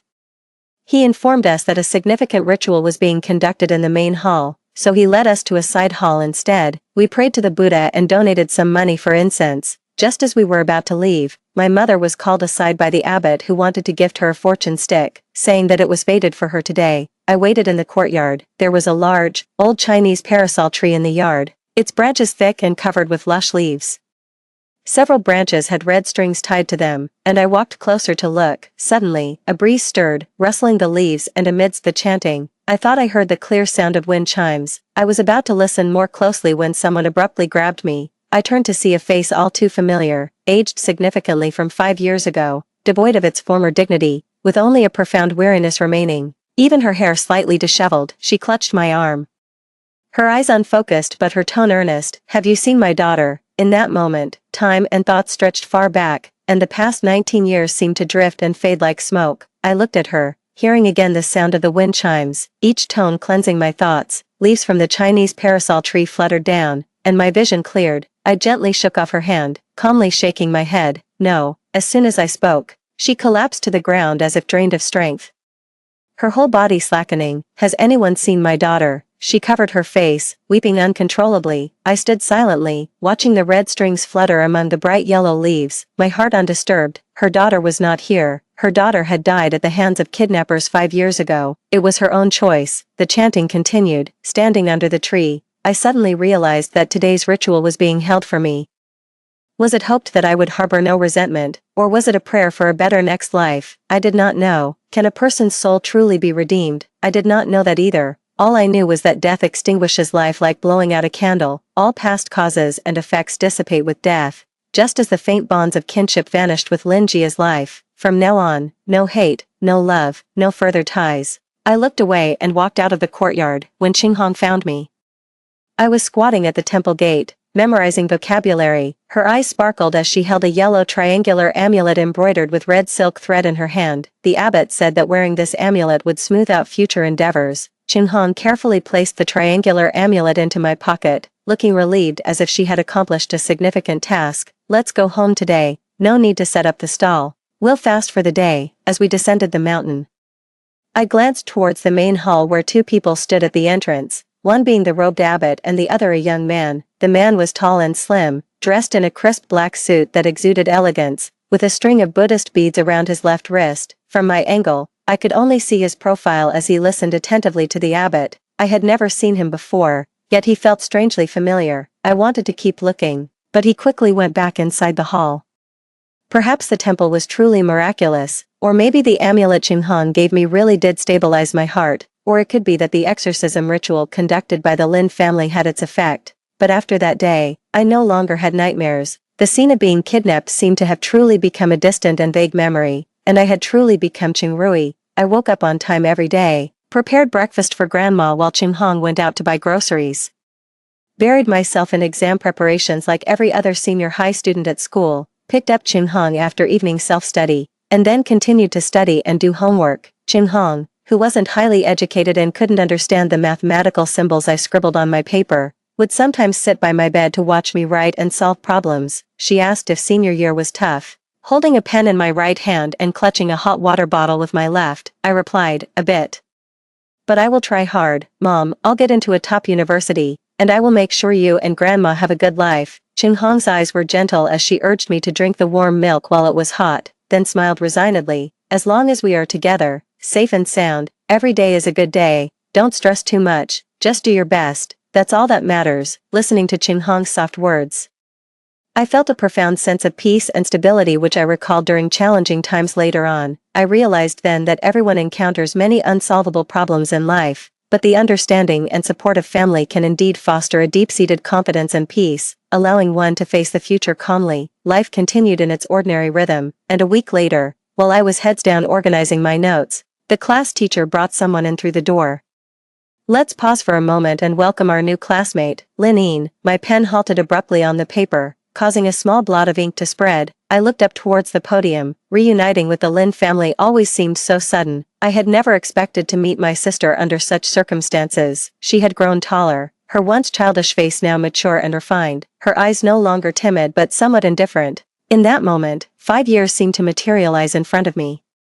I suddenly realized that apart from me, everyone else had moved on by 5 years. As the class representative, the teacher assigned Linine to the empty seat next to me and specifically instructed me to take good care of the new student. Linine sat down beside me, bringing a breeze that carried a faint scent of jasmine, the same scent of the body wash I used to love, yet, Linine never liked it. 5 years is neither long nor short, but long enough for someone's tastes and temperament to change drastically. We were no longer the people we used to be. As a new transfer student, Linine didn't have her textbooks yet. I thought for a moment and then slid my book towards the middle of the desk. Let's share. Linine glanced at me, her expression cold and distant. Without any courtesy, she pushed the book back towards me and then laid her head down to sleep. I watched her back, said nothing, and took my book back to listen attentively to the class. During the break, I went to the restroom and overheard people discussing Linine, or rather, her notorious reputation from her previous school. Stay away from that Linine, she's crazy. My cousin went to her old school. He said she got into a fight and really hurt someone. Only because her family is wealthy could they smooth things over and transfer her here. No way. She looks so frail.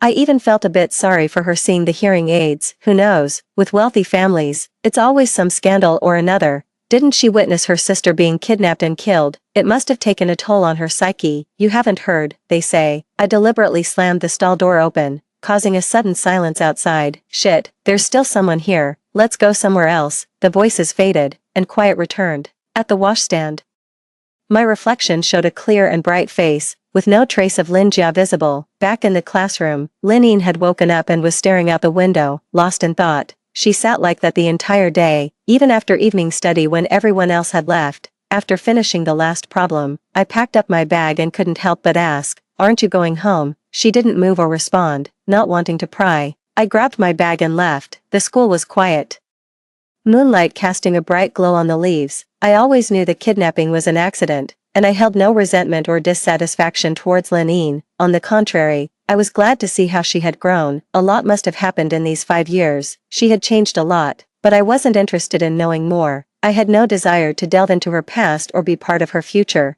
The story of Linjia had turned a page, and I cherished this chance to start anew. From now on, I only wanted to be the best Qingrui. For 3 consecutive days since Linine transferred, she arrived at her seat early but neither participated in class nor spoke. I thought our silence would continue indefinitely, but to my surprise, she was the first to initiate a conversation. One day, after I was the only one to solve a problem correctly, the physics teacher asked me to demonstrate on the board. When I returned to my seat, I found my workbook on her desk. I had a habit of marking similar problems with special symbols to save time during revision, a habit that naturally continued with Qingrui. Linine, staring at my workbook, asked softly, "What do these symbols mean?" I reached for my workbook, casually explaining, "It's a method of organizing problems I learned online. Do you want me to send you a link?" Linine remained silent for a while before shaking her head. "Your handwriting looks a lot like my sister's. It's very nice." My hand paused in writing, feigning surprise. "You have a sister?" Linine turned her head towards the window again. Her voice was as light as the breeze. Not anymore. The wind picked up outside, gently blowing into the classroom, and I could smell the faint scent of jasmine again. I turned to look at her, wanting to say something more, but Linine took off her hearing aid from her left ear and laid her head on the desk, still facing away from me, silently refusing all conversation. 5 years later, Linine had become much more melancholic. I sighed softly in my heart and looked away. Suddenly, the girl sitting in front of me, Xingyan, stealthily passed me a note. "Don't talk to her. She's not easy to deal with." I was confused and wrote 2 question marks on the paper. Xingyan looked back at me, gesturing with her eyebrows and eyes for me to keep quiet, then turned back and began writing furiously. "Remember the kidnapping case that shocked the nation 5 years ago? Her sister was the one who was murdered. Since then, she goes crazy whenever her sister is mentioned. Just keep quiet," Xingyan wrote hastily, her handwriting a bit sloppy, but I could read her message clearly. I glanced at Linine again and pocketed the note, continuing to listen to the class. At lunchtime, Xingyan pulled me to sit in a corner of the cafeteria. She looked around with a gleam of gossip in her eyes. "Do you really not know Linine?" I paused, holding my chopsticks, and searched through Qingrui's memories, confirming that Qingrui and Linine had never interacted before, hesitantly replying, "Should I know her?" Xingyan was taken aback by my response and rolled her eyes. "I think you're becoming obsessed with studying. Didn't you see any news about the kidnapping? You don't watch the news at all." I picked up a bite of rice with my chopsticks. "You mean that?" "I saw a bit of it. Xingyan looked around again, her voice low and conspiratorial. I also heard about it. Don't tell anyone, okay? People say she's incredibly unlucky. Not only was she kidnapped and found, but shortly after returning, her sister died. It's all very mysterious. These past 5 years, the Lin family's business has been declining. Everyone says it's because her sister's tragic death left a heavy curse, affecting the family's fortune. That's why the Lin family has been holding rites for the departed nonstop. I find these kinds of supernatural explanations somewhat dubious, and it's sad for Linine too, being a victim of both abduction and her sister's case, but with things linked to the supernatural. It's hard to say. We'd better keep our distance. The topic quickly changed, and Xingyan started gossiping about other things, but my mind wasn't really on the conversation. After the rebirth, I hadn't actively sought any information about the past, nor was I aware of these baseless rumors. Reflecting on the changes in Linine, everything seemed to have an explanation. Since that brief conversation, I hadn't spoken to Linine again. And every time Xingyan turned around to talk to me or ask for notes, her eyes would involuntarily glance at Linine, her face a mix of caution and curiosity. Once, when our eyes accidentally met, Linine coldly scoffed. Never seen a deaf person before. That scared Xingyan enough to keep her from turning around to talk to me for the whole day. As the days in our senior year quickly passed, it was soon time for the monthly exam involving 3 schools with shuffled students and exam rooms. Xingyan was set to take her exam at another school, while Linine and I, though in different rooms, were both still at our school. The day before the exam, Linine unexpectedly asked to borrow my workbook, wanting to take it home to review, which left Xingyan astonished. You don't listen in class or do the exercises. Can you even understand it? Linine just lifted her eyelids and shot her a glance. None of your business. Xingyan turned back around quietly. I handed the workbook to Linine. I added another line. Feel free to ask me if you don't understand. But of course, Linine didn't ask and simply walked away with her workbook. In November, the days darkened quickly, especially with overcast skies. After the exam, it was already getting dark, and I thought I should hurry over to help Qinghong set up the rain shelter. I rushed out and only realized at the school gate that I had forgotten my umbrella. I hurried back to get my umbrella, and as I was coming down the stairs, I suddenly heard voices from around the corner on the 2nd floor. The tone wasn't friendly. I initially intended to take another staircase to avoid them, but then I heard Lin Yin's voice. Her voice was as cold as the biting wind outside. What? You want your head to bloom too? A male voice followed, full of mockery. With what authority are you acting this way now? Lin Yin, given the Lin family's current status. Who can you afford to offend? Do you think Mr. He will clean up your mess every time? Don't you know how much he despises your family? Lin Yin's voice remained calm. Why don't you try me? You? The man was momentarily speechless, then scoffed. Actually, my brother is right. It's truly unjust how your sister died. A top science student traded for someone disabled like you. Do you know what people are saying outside? They say you killed your sister, that you're the real murderer.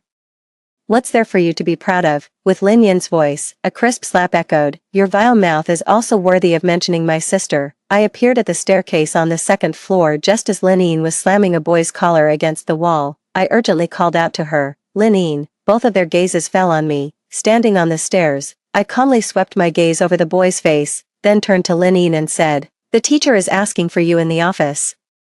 Lin Yin gave me a cold look but eventually let go. The boy chuckled twice. We'll see about that. Once he left, Lin Yin looked at me. You really like to meddle, don't you? I ignored her prickly tone and continued down the stairs. Being the class representative means I tend to meddle a bit more. Please bear with me. It had started to rain outside. Clutching the umbrella, I looked at Lin Yin, who had nothing in her hands. How about sitting at my mom's stall for a while? She makes delicious wontons. Lin Yin didn't respond, and I was prepared for her to refuse, but to my surprise, she agreed. Let's go. The rain was light, and we shared an umbrella as we walked slowly. After hesitating, I finally asked, did you really crack his skull? Lin Yin replied indifferently. He broke my pendant. I cracked his skull. Any problem with that? I hadn't expected her to rationalize it like that, and I was momentarily speechless. The night market's lights were already on, and with the help of a neighboring stall owner, Qinghong's rain shelter was set up. There weren't many people due to the rain. Seeing me bring a classmate, Qinghong warmly greeted Lin Yin, asking what filling she liked and if there were any ingredients she avoided.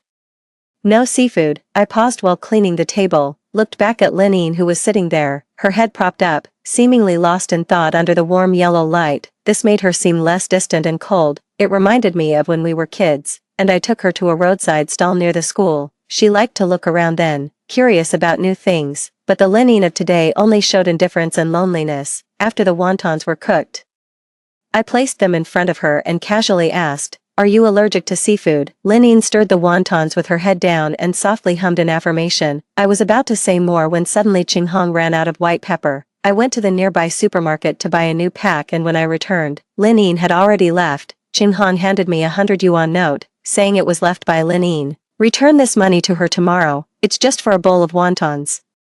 Tell her to come often if she likes them, I won't charge her." I knew that Lenine would definitely not accept the money back. Money was probably the least of her concerns. I took the money from Qinghong, folded it, and put it back into her apron pocket. How can you dismiss it as just a bowl of wontons? Each one was rolled out and wrapped by hand. Besides, I have so many classmates, I can't not charge everyone. They wouldn't dare to come again if I didn't. Keep the money. I'll keep track of it. Next time she comes, we'll deduct it from here. Unable to persuade me otherwise, Qinghong repeatedly instructed me to keep good account of it, and said we could always return the excess later. She washed her hands, put on her gloves, and continued wrapping wontons, muttering with a smile, "You, always buried in your books. I was worried you didn't have many friends at school. But it turns out you're quite popular there. Next month is your birthday. Bring them all here for wontons." I was puzzled. Popular? Qinghong, with a smile, "That's what your classmate just said. She mentioned that teachers and students alike at school really like you. They have you lead readings and share study tips, and they like to borrow your notes. I'll have to tell grandma about this. It'll make her happy." Qinghong turned back to her wontons, humming a tune. I squatted by the water pipe to wash my hands, the cold water splashing on them. Yet I barely noticed. Lin Yin's image, sitting and daydreaming at the small table, unconsciously came to mind. In these 5 years, it seemed Lenine had changed, yet in some ways, she hadn't. Before bed, I took out my phone and searched for news about a kidnapping that happened 5 years ago. The incident had caused a huge sensation at the time. After all, the Lin's business empire was enormous, especially dominant in Jiang City, but people didn't know the details. Only that one of the Lin daughters was killed by the kidnappers, who then committed suicide. There were rumors that the Lin couple had chosen to sacrifice one child, leading to a drastic drop in their company's stock price. However, from some point on, this narrative was suppressed and replaced by metaphysical theories, namely, that Lenine was fated to outlive her sister. Suddenly, I remembered the boy in the hallway this afternoon calling Lenine a murderer. I put down my phone. The image of her once innocent, smiling face merging with her current cold, indifferent expression. It turned out that in the kidnapping 5 years ago, there were no survivors. On the day the joint exam results were released, the class teacher was overjoyed, announcing that I ranked first overall and asking me to speak at the flag-raising ceremony next Monday as an outstanding student. Actually, Qingrui's grades had always been good, consistently in the top 50 of our grade. Except she was slightly weaker in math and physics, my strengths, which made my improvement this time particularly noticeable. Compared to my progress, Lin Yin's results were also surprisingly good. She usually ignored class and didn't do her homework, yet she ended up ranking 30 places ahead of Xingyan, especially in English, with nearly perfect scores in essay writing. Xingyan was so annoyed. She asked which tutoring class Lenine attended. Lenine didn't even look at her paper and tossed it into the drawer. I copied. Xingyan believed her, looked around, and whispered, "Should you be saying that?" Lenine glanced at her and fell silent. Then Xingyan turned to ask me, "Did you go to tutoring classes too? Your improvement is too drastic. I remember we both couldn't solve the last math problem before. When did you secretly get so strong?" I looked over Xingyan's math test and marked a few incorrect problems. These questions all focus on the same concept. Remember this, and you won't make the same mistakes next time. I then pulled out some neatly bound A4 papers from my backpack and handed them over. Here are some key concept maps I put together earlier. You might find them helpful. It's not that you don't understand the material, it's just that the concepts haven't been connected. Once the framework is clear, everything will click into place. Lenine, who had been watching, seemed slightly taken aback. "Is this something you learned online?" Organizing concept maps has always been a habit of mine. I've created them for each subject and kept them tucked in my books. If Lenine had ever looked through my old textbooks, she wouldn't find them unfamiliar. Yes, it's supposedly a top scholar's secret to success. Have you seen it before? Lenine, eyes downcast, muttered to herself, "Top scholar's secret. I have one too." Following her lead, I asked, Your sister was the top science student, right? Linine glanced at me, a flicker of pride crossing her eyes, her lips curving slightly. Yes, my sister is very accomplished. I smiled. Then you'll be great too. Lin Yin's expression stiffened suddenly, then returned to her usual indifference. She turned away. I won't. Since my classmates found out I had organized these concept maps, they all hurried to borrow and circulate them. Eventually, the teacher took them to the office to make copies for everyone. Jing Yan asked if it was okay to share them outside our class since her cousin had seen them and wanted a copy too, but she wasn't sure if I'd mind, although I found it a bit amusing. It also sparked an idea. That night, I set up an account on Idle Fish to sell my organized concept maps and notes, and even uploaded the test papers from our recent joint exam. To my surprise, they sold quickly. I made 3 sales in one day, netting 200 yuan after deducting printing and shipping costs. With the money, I bought Qinghong 2 new pairs of sleeve covers and a new pillow for my grandmother. Qinghong was thrilled with the sleeve covers and told me not to worry about our family finances. She assured me that her dumpling stand could support my university studies without any trouble. I massaged her shoulders, laughing, and told her that the notes were easy to organize and didn't take much effort, which put her at ease. But the next morning, my grandmother called me over, worried that I was short on money and that's why I was trying to make some. She handed me a red bill and told me to focus on my studies. After explaining several times, she finally believed that I wasn't struggling financially. That day, as I stepped out of the house, even the cold wind felt warmer. Life went on, full of anticipation each day. Life continued peacefully, with the first semester of senior year coming to an end and my grades consistently at the top of my class. I began to think about taking a part-time job during the winter break. I wanted to save some money so I could take Qinghong and my grandmother on a trip after graduation. One day, while I was solving problems at my desk, Linine mentioned that the night market area was slated for redevelopment, which would no longer allow street vendors. She had just told me during the day, and by evening Qinghong seemed distracted. I figured the news must have spread among the vendors, but since Qinghong didn't mention it, I pretended to be unaware. One night, I overheard Qinghong discussing with my grandmother where they could go next. Our family's dumpling stand, passed down from my grandmother, had never rented a shop space before. It used to be a roadside stall, frequently chased away by urban management. Qinghong, with her mobility issues and pushing a cart, faced many inconveniences. It was only after spending some money that we secured a spot in the night market, even if it was a bit at the back, where there were no disruptions and it was close to my school. Now that the night market was closing, it was hard to find a suitable new location immediately. After listening for a while, I went back to my room to get some paper and a pen, and then I headed to where Grandma and Qinghong were sleeping. Upon seeing me enter, Grandma quickly handed me the hot water bottle she was holding. Why are you still awake so late? You have school tomorrow. I sat by the bed and seriously asked Qinghong, Mom, should we consider renting a shop? I had been thinking about renting a shop since Linine told me the news. Renting alone would definitely be economically stressful, so I considered subletting. Additionally, it couldn't be too far from my school so that I could get there quickly if needed.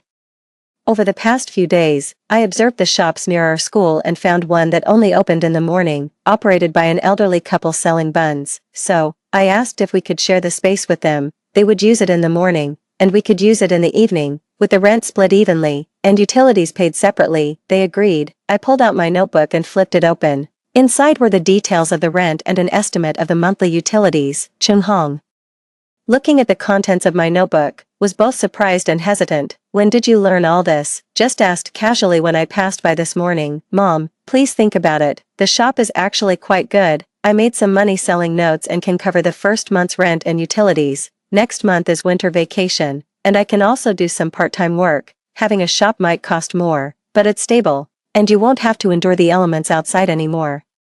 I'm about to graduate. You don't need to save so much money for me. I can apply for student loans in college and work part-time. Grandma sighed, her eyes slightly red. Our Rui has grown up. Qinghong's voice choked up. You shouldn't worry about these things. I hugged her and smiled. Mom, I'm grown up now. You can share things with me. Don't worry. As long as we are together as a family, life will always get better. Qinghong patted my back. Okay. Mom knows. Under the dim light, Grandma sat at the head of the bed, while Qinghong and I sat at the corner. A curtain sectioned off a small piece of the world, a place called home. Though life often tastes bitter, the love and companionship of family are the best remedies. After Qinghong agreed to sublet the shop, I took the money and paid the deposit and the first month's rent. The first week of business at the new location went relatively smoothly, although I expected business to be slow.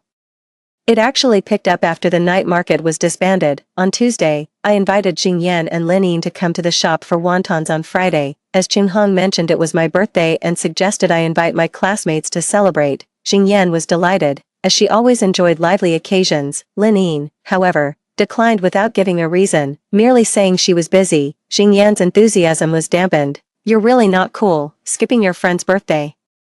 Linyin was taken aback and awkwardly retorted, "Who says we are friends?" Seeing this, Jingyan glanced at me and muttered under her breath, "You always have an answer for everything." Then, frustrated, she turned back to her studies. Watching their awkward and angry exchanges, I couldn't help but find it amusing. Over time, Linyin had started to talk a bit more. Sometimes she would even join in when Jingyan and I were talking, though her demeanor remained as frosty as ever. It was beyond my expectations that Jingyan and Linyin could get along up to this point. Initially, Jingyan was somewhat intimidated by Linyin due to rumors, but seeing that I could communicate normally with Linyin, she started to strike up occasional conversations. At first, Linyin didn't respond much, but gradually, she began to reply a bit. Jingyan is a straightforward person, without any malice toward Linyin. She even told me once that she didn't believe the rumors.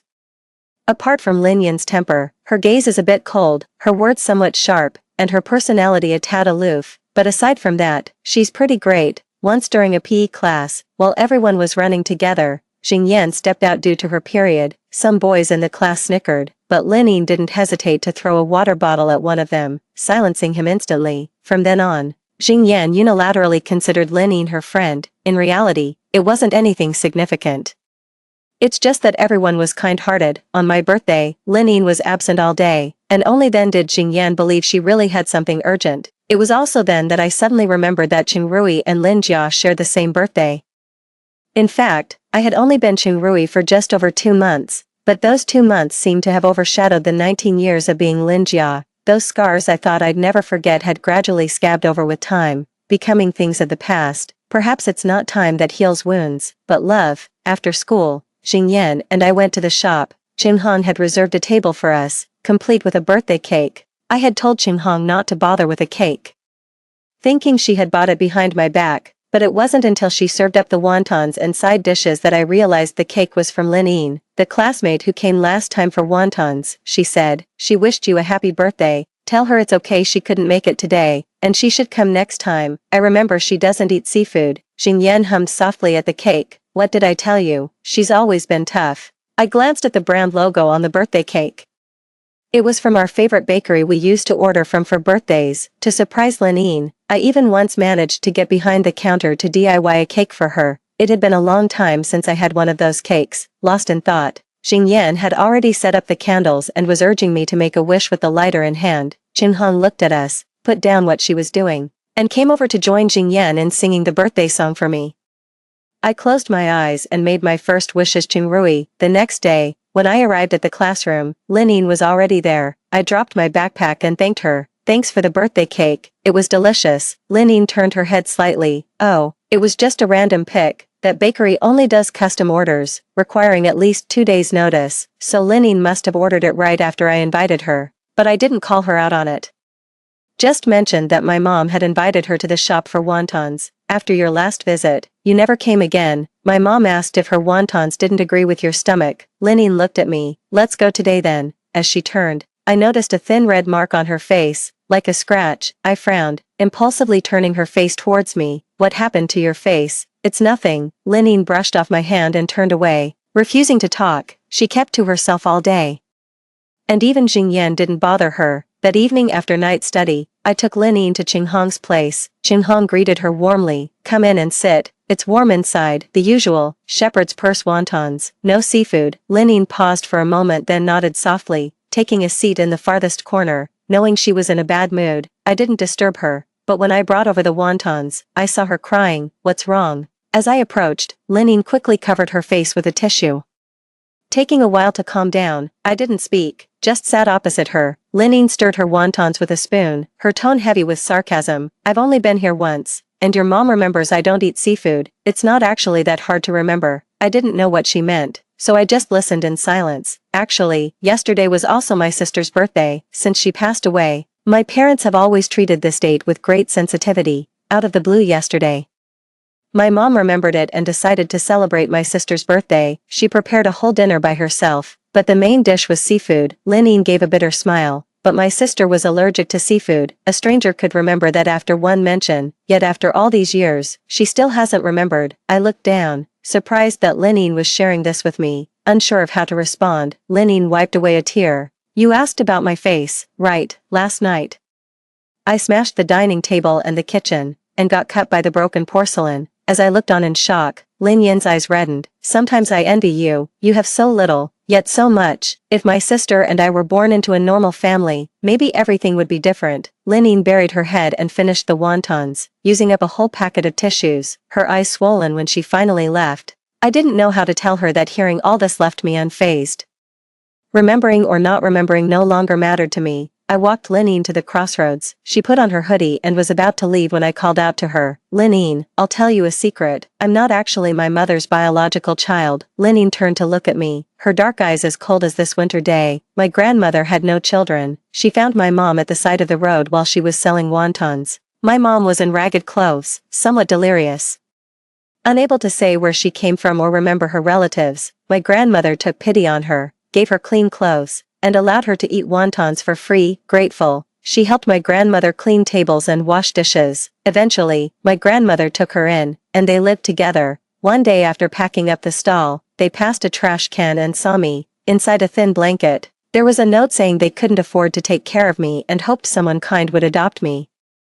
Fearing I might freeze to death outside, they took me home. As Linine looked on in astonishment, I continued calmly. My grandmother wasn't always paralyzed. She developed a tumor in her brain that compressed her nerves, leading to paralysis in her lower body. My mom wasn't always disabled either. She had an accident while gathering money for my grandmother's medical expenses. The compensation money went to my grandmother's surgery, and without timely treatment, my mom's legs were permanently disabled. You see, our lives aren't as mundane and smooth as they seem. We also have our unknown struggles and hardships. Maybe adversity is the true backdrop of life. Everyone has their own pain, so there's no need to envy others. As the night deepened and the moonlight cast a clear glow, Linine and I stood at the crossroads, our shadows intersecting on the ground. About your sister. I've learned a bit about that too. It's truly regrettable.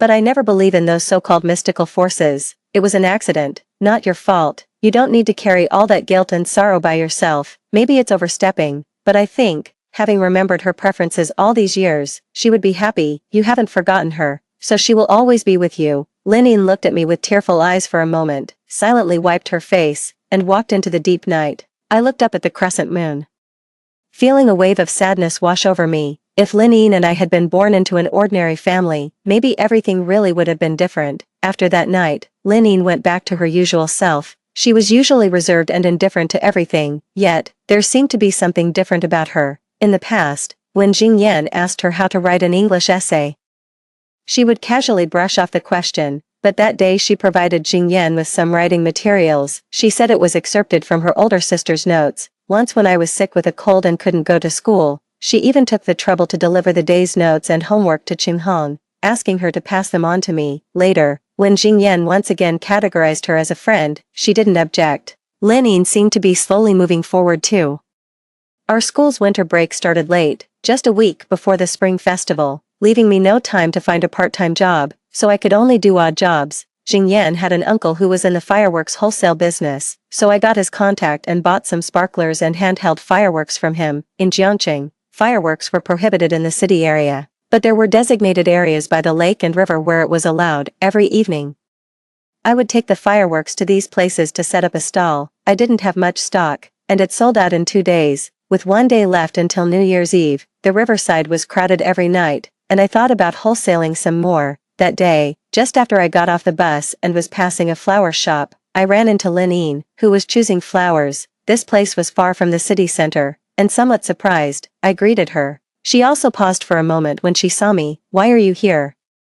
I'm here to wholesale fireworks. What about you? I came to visit my aunt. Lin Yin's calm tone exploded like thunder in my mind, and I froze suddenly. Her aunt didn't live here. She disliked the suburbs, and a dreadful suspicion crossed my mind. Linine didn't notice my reaction and asked the shopkeeper to wrap up a bouquet of perfume lilies, her aunt's favorite flowers. After taking the flowers, She saw me still standing there stunned and asked, "Where are you heading? Do you need a ride?" I snapped back to reality, clutching my palm tightly. "Your aunt lives around here." Linny nodded, lowering her gaze to the flowers in her hand. "Lynn High Cemetery." I knew my face must look terrible, but I couldn't care about that. I reached out and grabbed her clothes. "Can you take me there?" Linny didn't ask why, just looked at me for a while. "Let's go." The cemetery was vast, and I followed Linny for a long time before we found her aunt's grave. When we arrived, there was already someone there. The man was dressed in a black suit, tall and with long legs, wearing a string of Buddhist beads on his left wrist. Linny bowed her head, her voice respectful. "Mr. The man glanced over, his gaze cold and detached, lingering only for a moment before shifting away. He nodded slightly, bowed to the tombstone, and then left. As he passed by, I caught a faint scent of sandalwood on him. I remembered the figure I had glimpsed at the temple that day. It was him. He Jihong, 24 years old, long time no see. I don't know how long I was dazed, until Linny handed me a tissue. "What's wrong?" I touched my face, my hand came away wet, and when I looked back, he was gone. I took the tissue and wiped my eyes. "The wind is too strong." Linny crouched down, took out a handkerchief, and gently wiped the tombstone. I stood behind her, looking down at the photo on the tombstone. The person in the photo was young, with slightly curled hair and eyes that sparkled like stars. I tried to keep my voice steady. "Your aunt was so young. Are you sick?" Linny still had her back to me, gently wiping the photograph with a handkerchief. Her voice was low. "It was a car accident. The same year my sister passed away. She was studying abroad at the time. Upon hearing the news of my sister, she rushed back overnight. It was a stormy night, a pileup happened, and she died instantly. My sister was raised by her.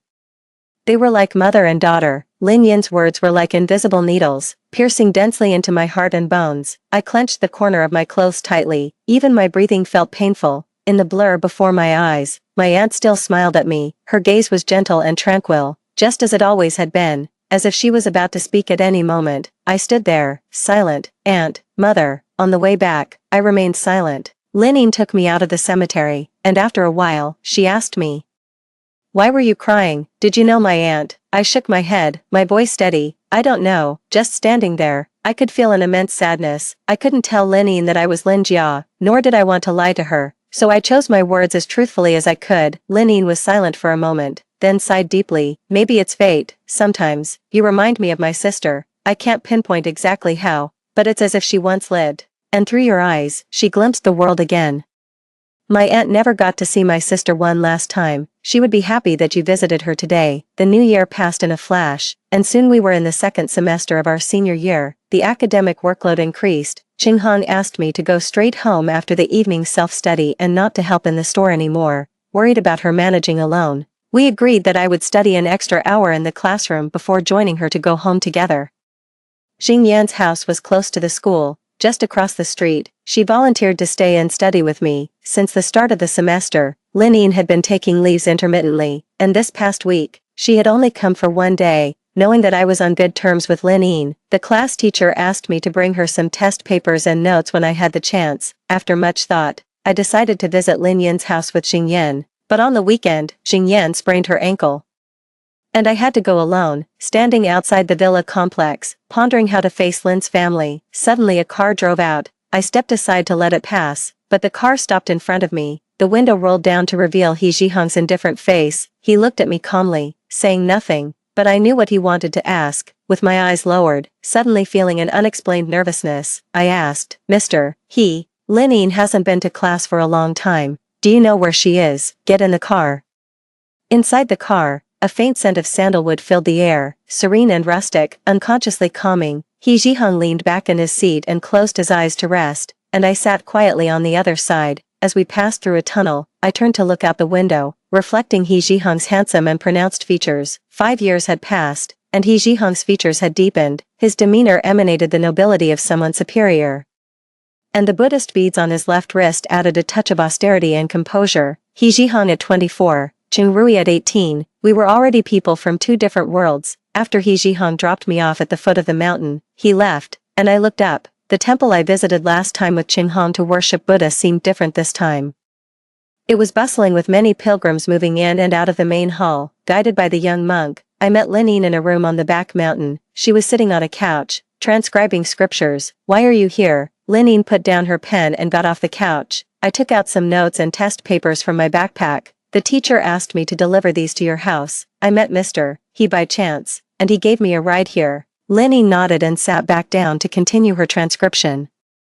Why aren't you at school? With her head down, Linny finished the last sentence, put down her pen, and set the paper aside to dry. My parents want to immigrate abroad. I don't want them to find me, so I came here. I paused for a moment before asking, aren't you going with them? The window in the room was open, letting in the breath of spring, which rustled the pages. Linny shook her head. My sister is in Jiangqing. I'm not going anywhere else.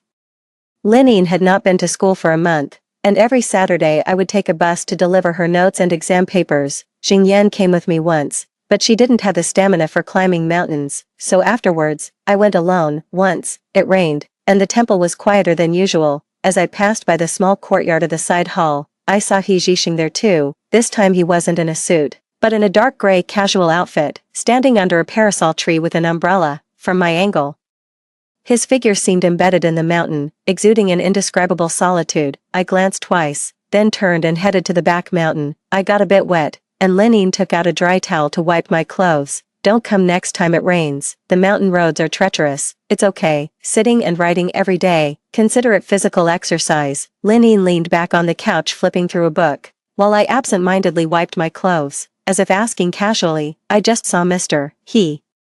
Why is he here too? He comes every month, stays a few days, copies scriptures, and visits my sister. I paused with the towel in my hand, and Linny sighed, her gaze lingering. My sister's ashes are buried under that parasol tree. About He Zhixing, Linny knew little, but from her few words, I realized that even after 5 years, He Zhixing still hadn't moved on from the death of Lin Jia. He had imprisoned himself in his own way. On my way back, I passed that courtyard again.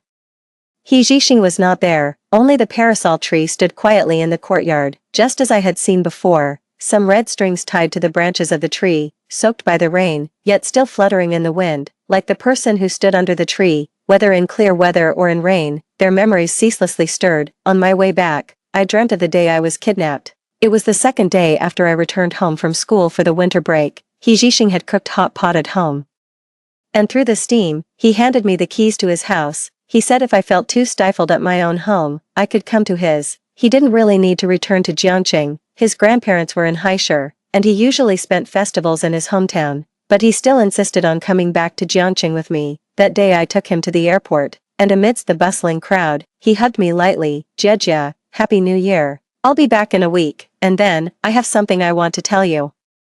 His eyes sparkled brilliantly, a fervent glow swirling within, and as I met his gaze, I almost guessed what he was about to say. My heart racing, I hugged him back, softly acknowledging with a okay, wait for me to return. That was the last thing He Zhixing said to me, but I couldn't wait for his return, nor hear what he wanted to say. It all ended too abruptly, without even a chance for a goodbye. 5 years had passed, and I thought he would have moved on, but it turns out, he was still there.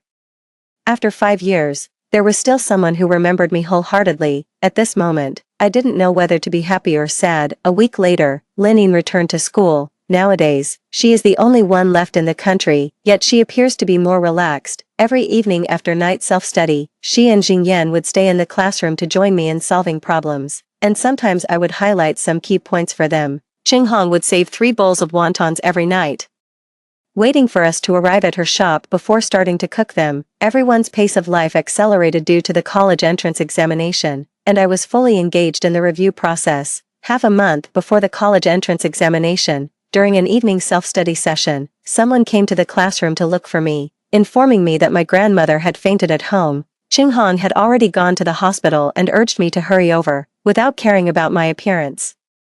I dropped my pen and ran out. When I arrived at the hospital, Qinghong was sitting outside the operating room, still wearing her apron. Mom, what did the doctor say? Seeing me, Qinghong held my hand, trembling nonstop, and finally burst into tears. The doctor said my grandmother had a hemorrhage in her right brain and needed emergency surgery. We had to hurry to make the payment. Qinghong, being soft-hearted, seemed lost in the face of such an emergency.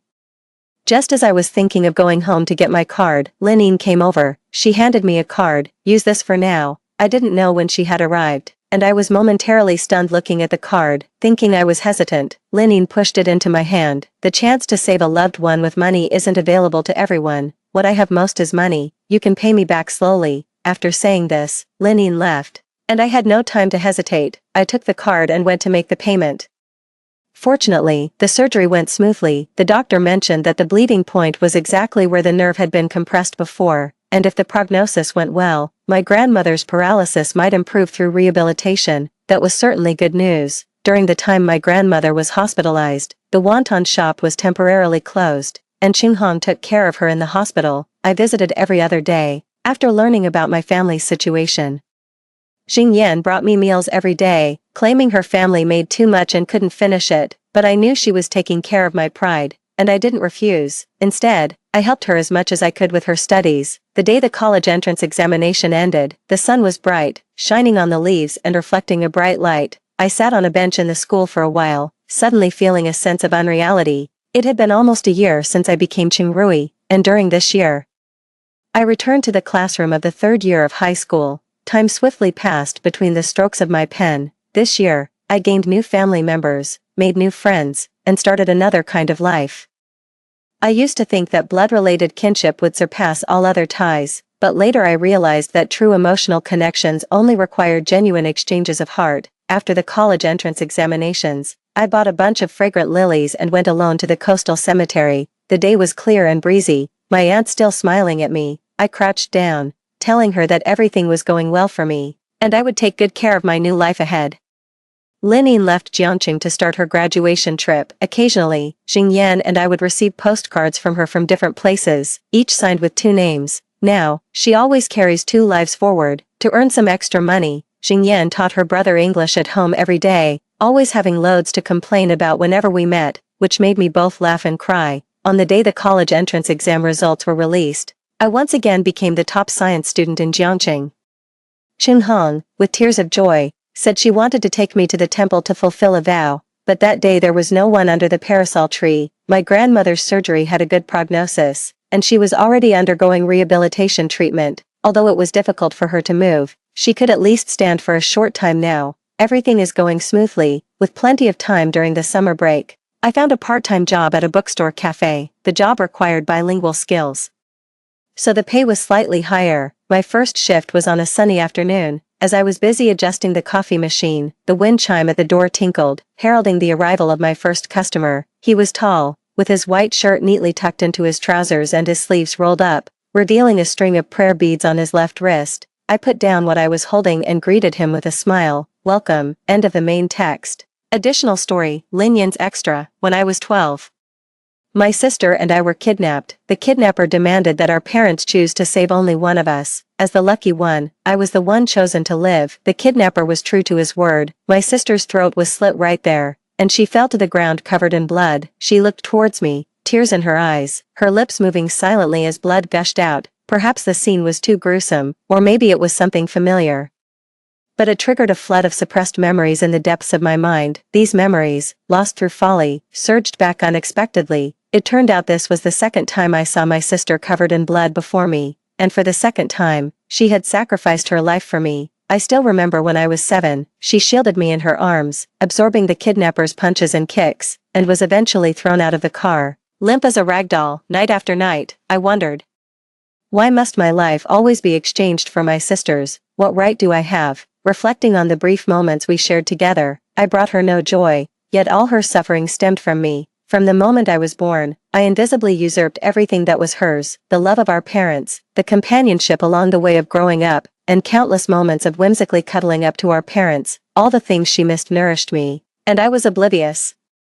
To possess without understanding is a fortunate sin. People like us usually have a name, beneficiaries, and beneficiaries have no one to resent. Just like I hate that I was the one who survived, I can never blame our parents' choice. Now that I am aware of my sister's hardships, I can never truly empathize with all that she endured. Thinking it over, it turns out that I am the sin itself. If I had never been born, perhaps my sister's situation at home would have been entirely different.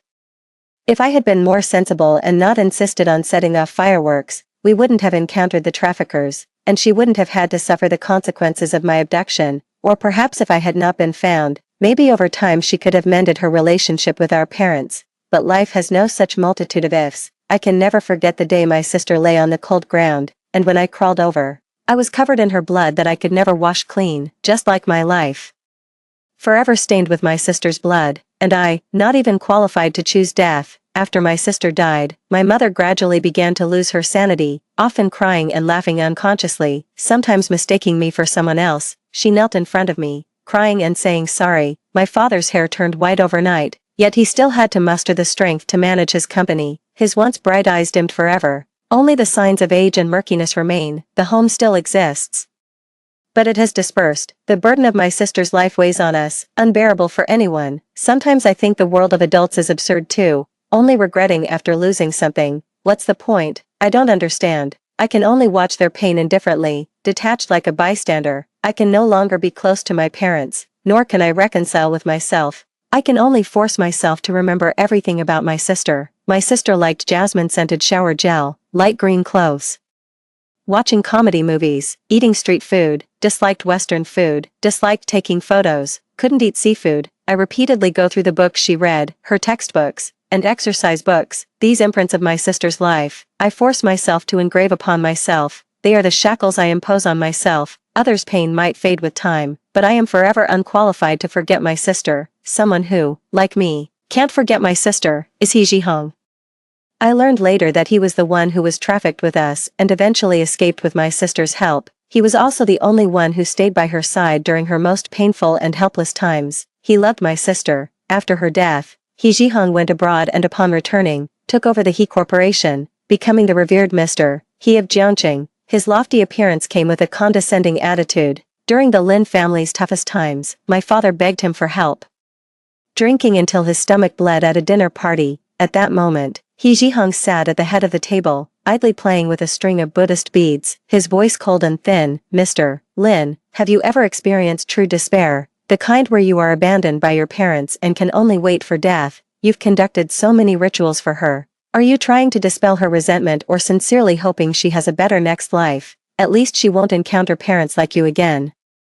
In the business world, where people are adept at seeing which way the wind blows, no one dared to offer help. The Lin family was nearly bankrupt, but at the last moment, He Jihong pulled them back from the brink on the condition that my parents never see my sister again. After my sister was cremated, my mother, refusing to bury her, kept the ashes in the room until He Jihong took them away and buried them under a camphor tree in a temple. It's a peaceful place there, with daily chanting, the scent of flowers, insects chirping, and breezes blowing. Every month, He Jihong would stay at the temple for a week, eating vegetarian meals and copying scriptures, praying for a smooth and peaceful next life for my sister. I've seen He Jihong a few times, his left wrist always adorned with a string of Buddhist beads, looking indifferent from afar as if not of this world, but every time he stood under that camphor tree, his eyes and brows were clear and bright, like the gentle rain in April. Everyone thought He Jihong was naturally cold and emotionless, but only I knew that it wasn't that there was no one who could make him smile. It's just that person was no longer here.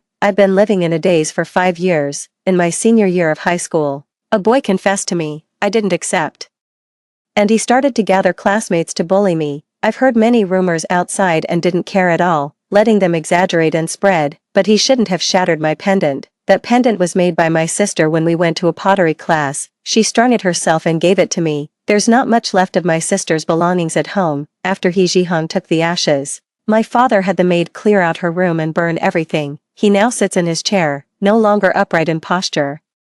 He simply stated in a heavy tone that those who are alive must always look forward. While I was away, he took care of everything and even planned to immigrate. My sister had so few possessions. By the time I returned, all that was left was a small amount of ashes. Except for the books I had already taken to my room, the pendant was my last memento of her, and he just shattered it. What could possibly compensate for that? After a long thought, I decided his life would be the compensation. I fought him like a madman, and in the end, he was taken to the hospital, bloodied and injured, while I ended up in the police station. With the current status of the Lin family, they couldn't save me, yet I felt no anxiety. To me, life and death are merely the difference between closing and opening one's eyes. But I never expected He Jihong to come for me. He stood in the rain, holding an umbrella, a vast darkness behind him, and spoke softly, his voice moist with the rain. Let's go home. With He Jihong's intervention, the matter was quickly resolved, and I rested at home for a week. Then He Jihong informed us that we would conduct one final ritual for my sister, and since the ceremony required a family member to lead with a red cloth, only our parents could attend. That day in the mountains, He Jihong told me he had arranged a school transfer for me. I asked him why he bothered with me. He didn't look at me, his gaze lingering on a Chinese parasol tree. His expression distant and thoughtful. You are Jiejia's only family. At that moment, I suddenly felt very tired. Why, in the 5th year after my sister's death, was I still enjoying privileges related to her? What kind of person does that make me? There is no answer. People say the deceased appear in dreams, but my sister never came into mine, leaving me with no one to ask. After transferring schools, I thought my life would continue to be stagnant, but then I met someone. Someone very much like my sister. Her speech, habits, eyes, and even her presence felt so similar. Sometimes I would hallucinate that she was my sister, or perhaps, my sister's spirit was within her, but I knew these were all delusions. How could the dead come back to life? Yet I found myself irresistibly drawn to her. Whenever I was with her, I would unconsciously remember my sister, and those deep, unspoken thoughts would slip out to her. It was as if I was certain she would listen, understand, and respond. Once I asked her, "Do you believe that the dead can return?" She was busy with her calculations on paper and replied, "I believe more in living people carrying on with 2 lives." A breeze fluttered her hair, and as she tucked a strand behind her ear, a light jasmine fragrance lingered. When she looked up at me, a gentle dimple appeared on her smile, her eyes warm like a soothing breeze. In that moment, I was so stunned I forgot to breathe. I never thought I would see, in the eyes of someone who resembled yet wasn't my sister, a new lease on life. I think, perhaps, it was once again my sister's spirit that redeemed me. As long as I am alive, I can always feel her halo. That star called sister will never fall. This time, I truly want to live well. Years later, I dreamt again of that night she was taken, seeing her lying in a pool of blood, tears in her eyes, her lips moving. Sister, in the last moment of your fading life, what were you trying to tell me? I guess it surely wasn't resentment or blame.